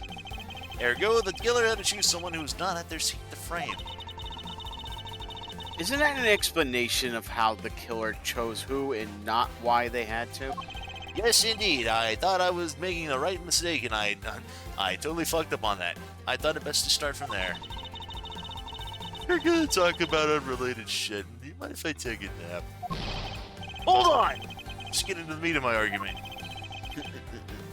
You said where the murder took place, right? Yeah. Yeah, where the murder took. Yep. That was my fuck up. The special circumstance is simply that the murder took place on a plane in mid-flight. No matter which country, customs is quite strict in this day and age. So no matter what you do, the chances that the body will be found is very high indeed. Therefore, there was no choice but to frame either Miss Tenero or myself. In other words, the only one who fits within the boundaries of the criminal's movements is not Miss Tenero or myself. But you, Miss Cammy Melee, only you and you alone could be the killer.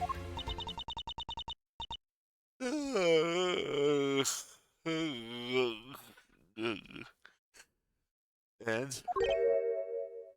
He's channeling Matt's spirit animal. Are you done already? How is about to fall asleep again? Anyway, let's be honest here.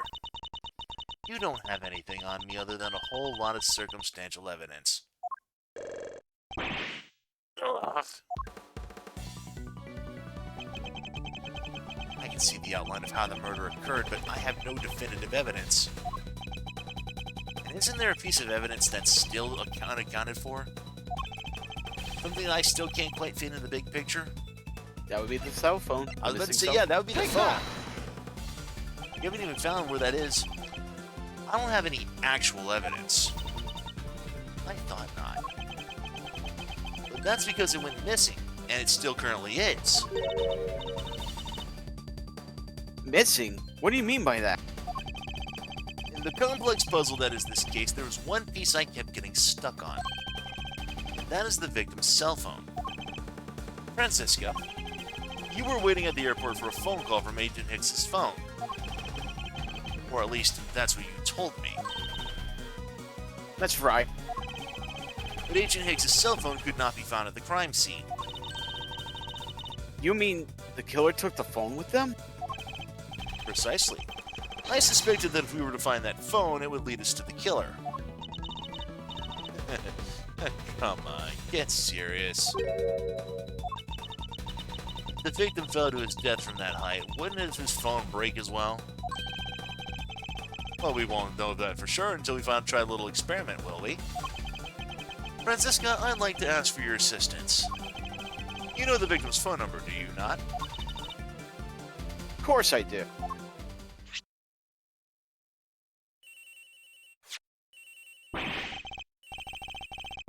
Agent Hicks's phone, it's ringing from somewhere, sir. I hear it, Detective. Now, where is it coming from? Do you want me to tell you where it has been? It's in her bear, isn't it? Say, It's upstairs to enter the flight attendant's room. Oh, in her locker. yep, March 12th, 4:12 p.m. Flight G390, first floor, flight attendant's room. And examine the open. When they searched the plane, I thought they looked in the attendants' lockers as well. Ring's coming from somewhere in here, sir. The No stone unturned, Detective Gumshoe. We must find it. Yep, open locker room. The ringing is coming from somewhere around here. It's not here, sir. Why do I have such a bad feeling about where we're going to find this phone?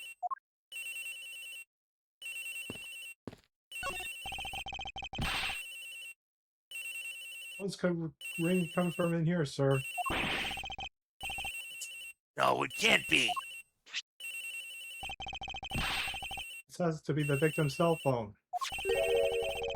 Whose locker is this, sir? It's Miss Tenero's. What? She could have planted that phone into her locker, though. True. Let me guess. He's gonna say he found it in her locker, and she's gonna say, "What? No, that's impossible. I put it into her locker," and Yeah. that's what he's gonna get her with. Yeah. March 12th, 4:28 p.m. Flight G390, lower deck cargo hold. So, Mr. Edgeworth, how did it go? Where'd you find the phone? I found it in the flight attendant's room, in Miss Tenero's locker. What? But Rhoda Tenero? I don't know anything about the phone. It wasn't me. It wasn't me. Miss Von Karma, is it? I suggest you arrest Miss Rhoda Tenero right away. Objection! Wait, I have a theory. This is related to the incident with the key card. When the killer went to steal the key card, they conveniently stashed the cell phone in Miss Tenero's locker at the same time. Objection! Yep. This was related to the key card, alright. In the same way that we have zero proof that the killer did just that.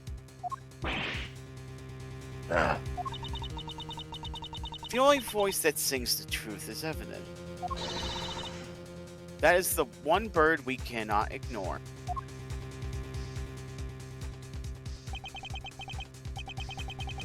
Strike 2, Francisca's right. I can't offer baseless conjectures at this point.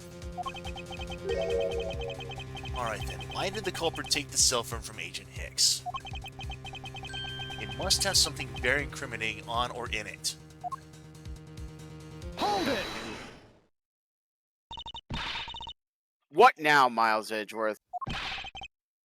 It's not over yet. We have yet to figure out why the killer took the phone.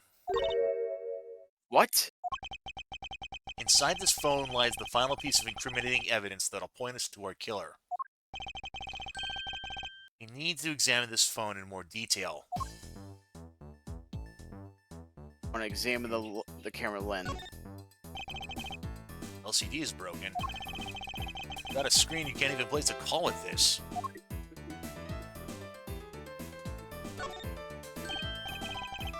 Ah, it's a camera lens.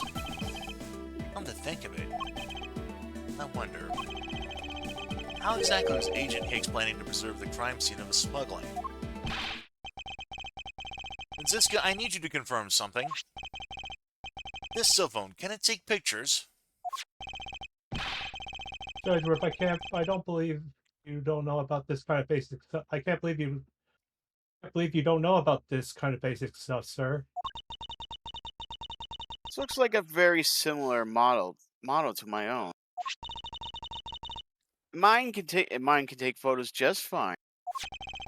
Do you think Agent Hicks could have taken some pictures with this? In particular, pictures as evidence for a smuggling case? If so, I'd say there may be some very inconvenient photos in here for a killer smuggler. The phone's all busted up, sir. Even a super prosecutor can't repair a broken phone. I'll find a way, don't you worry about that. Yeah, go back to sleep now. Objection! The LCD screens on the inside and outside are broken, that's for sure. But that's also reason enough to believe that the killer wasn't able to erase the data. I mean, you could just take the SIM card from inside and just put it into another Yeah. like Lloyd's phone. What? What do you mean by that, Franziska? It looks like our killer isn't very familiar with electronics. This phone still rang when I called it, meaning that only the LCD screens are broken. It's possible that the photos are still there inside waiting to be accessed. All we need to do is transfer the data to my phone. Yep, called it. Franziska, your phone, if you please. Very well. It's transferring. Alright, displaying it now.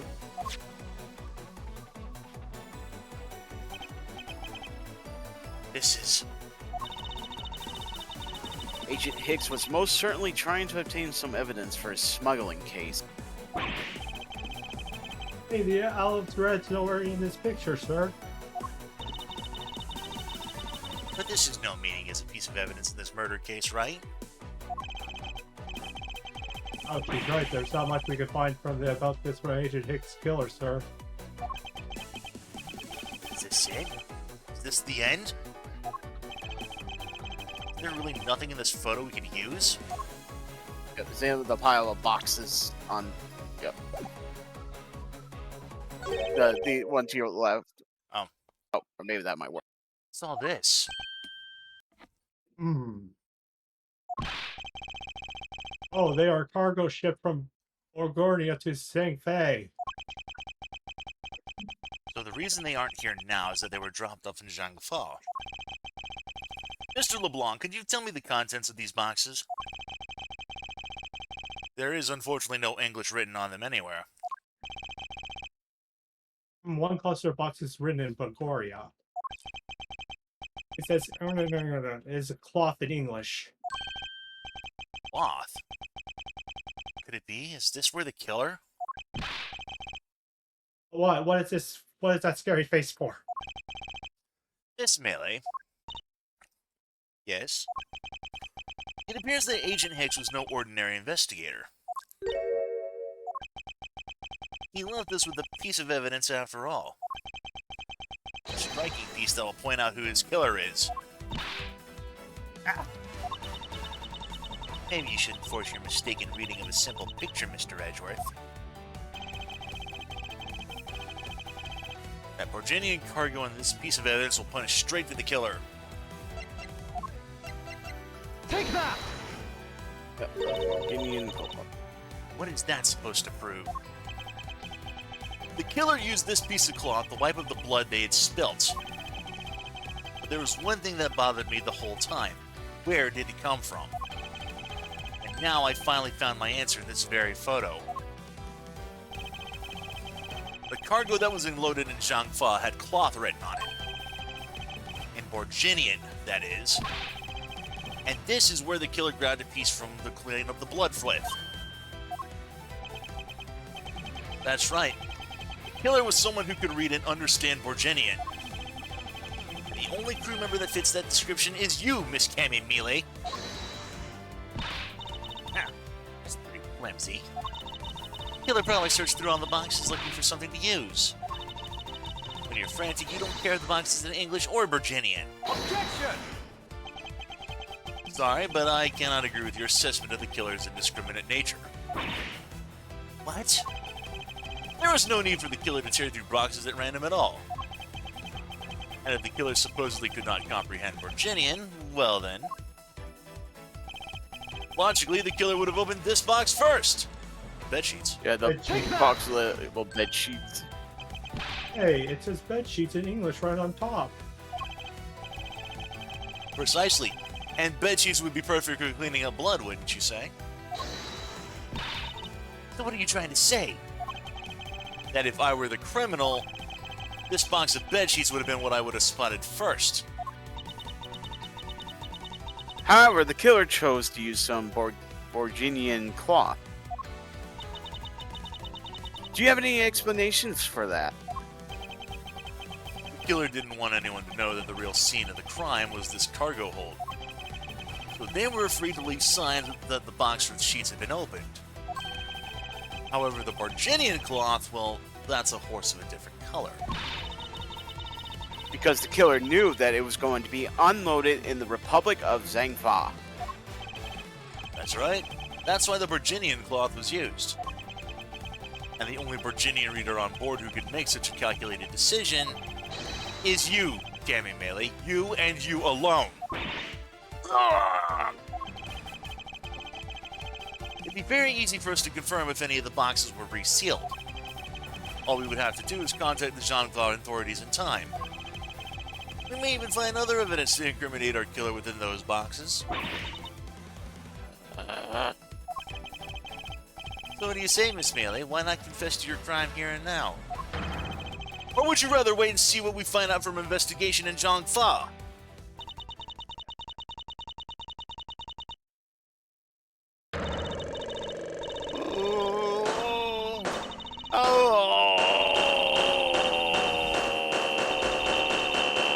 Oh wow. You get bubbles.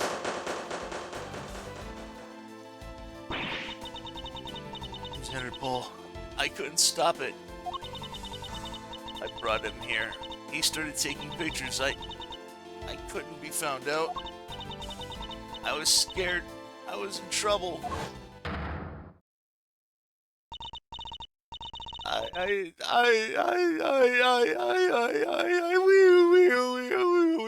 Sorry.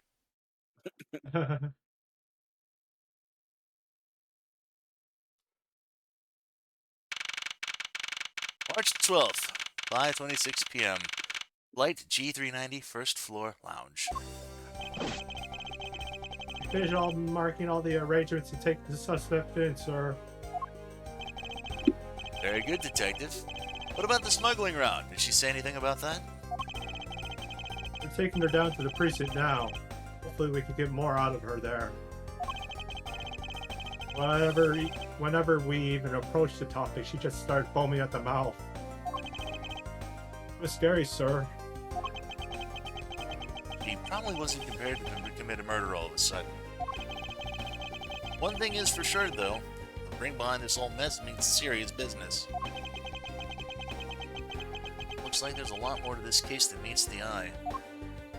Transformers.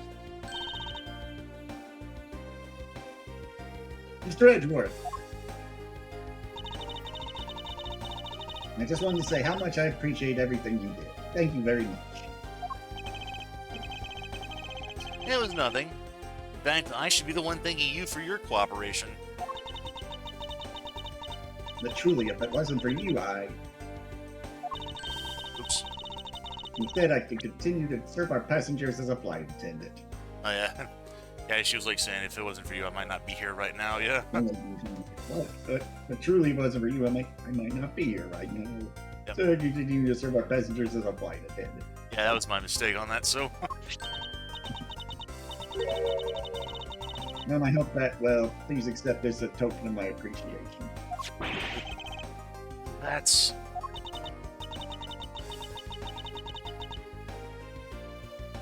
Oh. I see. You don't have to take it if you don't want it. No, just accept it and give it to Gumshoe. He said he wanted to have it himself. Yeah. No, I mean, I would never turn down a lady's generous offer. Oh, thank you. I'm sure it'll serve you well.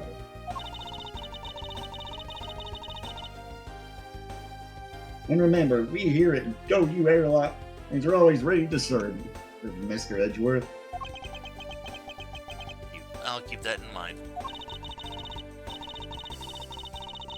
And I must bid you farewell. May all your skies be blue no matter where you go.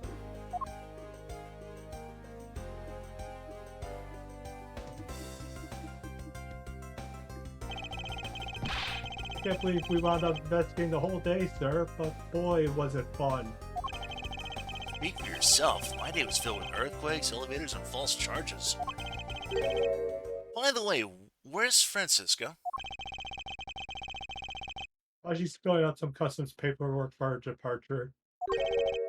Archer? Yeah, Miss Von Karma always really busy, sir.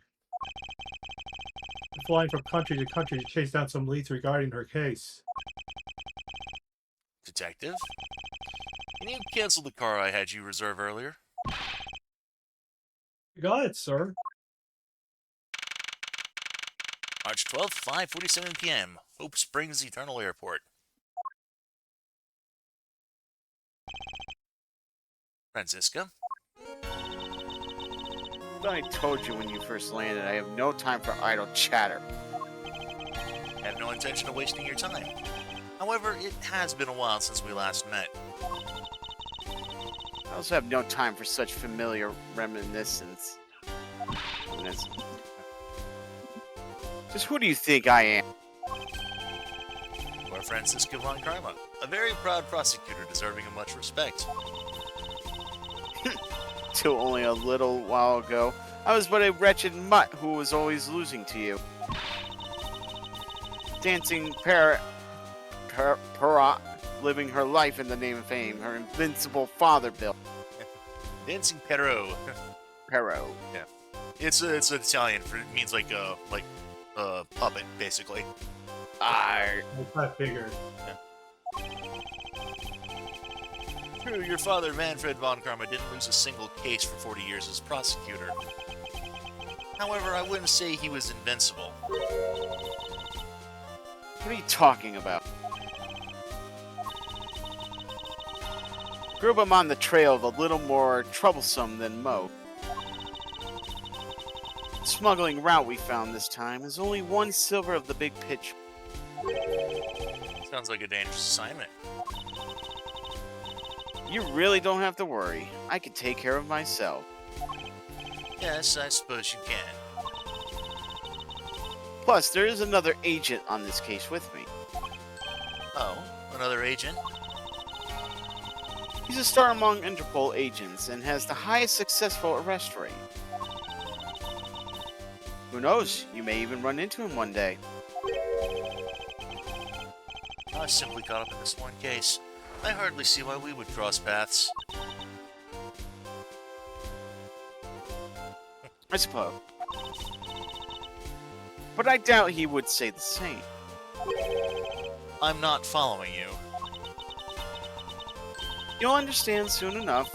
The fight has only just begun, Miles Edgeworth. I'll be back in this country soon enough. And when I am, you can be sure I'll pay you back in full.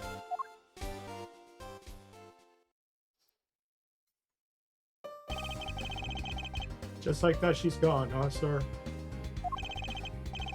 Thank goodness, I could finally rest easy knowing I won't have to watch out for that whip again. I love this remix of Gumshoe's theme, I'm not gonna lie.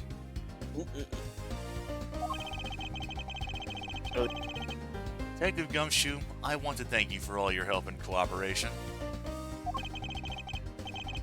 There's nothing, sir. I was just happy to be able to work with you again. I think I'm gonna celebrate by adding a little extra salt to my noodles tonight. Just how much did you cut his salary by, Francisco? Detective, I was wondering if you might give me a ride down to the prosecutor's office. Sure thing, sir. I'll even fly down the road in patrol car if you want me to. Don't make me remind you, Detective. Safety first. And thus I solved the first case upon my arrival home. Francisca von Karma, the smuggling route she was after. The leaders of that ring had already put their trump card into play. And the players on the other side of this war, they would begin to make themselves known through the next incident.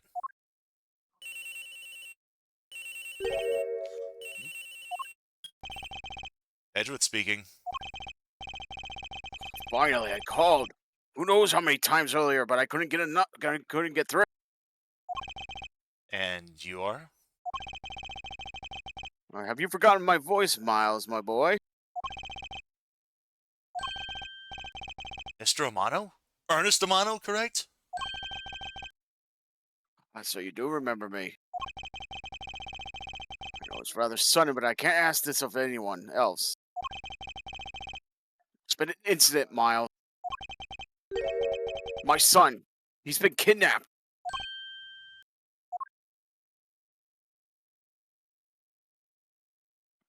The end. Elfine! And Save our progress? Yes. Turnabout Airlines has been, awarded. And now, we move on to episode 3, the Kidnap Turnabout. But we're not going to do that tonight because we are already pretty much at Yep. time. So, yep. yep. Even just saying, all right, I need to head off. Night, everyone. So, yep, that's pretty much a good point to where we're just going to go ahead and call that here. So, There's going to be a lot of characters in the next case. oh, yeah. Oh joy. Say, if I'm not mistaken, let me see who we got here. I know I have one character that I'm voicing again that's returning. 'Cause I voiced him in that one special case in Ace Attorney. He was the Oh. guy who mentioned about the Blue Badger. Yeah. So, Yep, I got him Blue again. Dodger. Okay. okay, so Oh, him. Okay. So, returning characters, I'm gonna say, just a bit of a spoiler. Mike Meekins is coming back. Yep, that's the guy I Yay. voiced. So that's her who's coming back. Emma Sky's coming back. So we're gonna see her again. Yep, that's him. And just in Okay. case you thought that everyone else was gonna be coming back, Friday Oh, Bag's coming back no. too. Hey, look No. at the creepy old guy. The Yeah. Yeah. At least be thankful we don't see Dr. Hickfield again. So yeah. But yeah, those are the returning characters. We still got quite a few new ones to come across. So Yep, there's gonna be a lot of them. that's gonna be kind of fun. Right. That being said, though, I think we'll go ahead and we'll call that here for the night. Yep. Also, the next case is going to be a long one. It looks like because there's going to be a beginning, Oh, 2 middle. nights then. Yeah. Yeah. Well, we might. I don't know. We might be able to, but we'll see. Yeah, because it's going to have a beginning, 2 middles, and 2 ends. So yeah. So we might not be able to go through the entire night, but we'll get through as much as we can. So Yep. That being said, though, like I said, I could do something for Wednesday the 4th, but I don't really have any ideas on what to do. So, that being said, I'll probably leave that up in the air and probably do something short, maybe.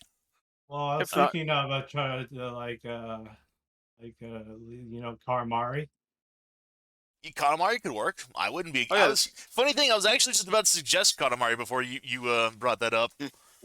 Like, Yeah, Katamari could work.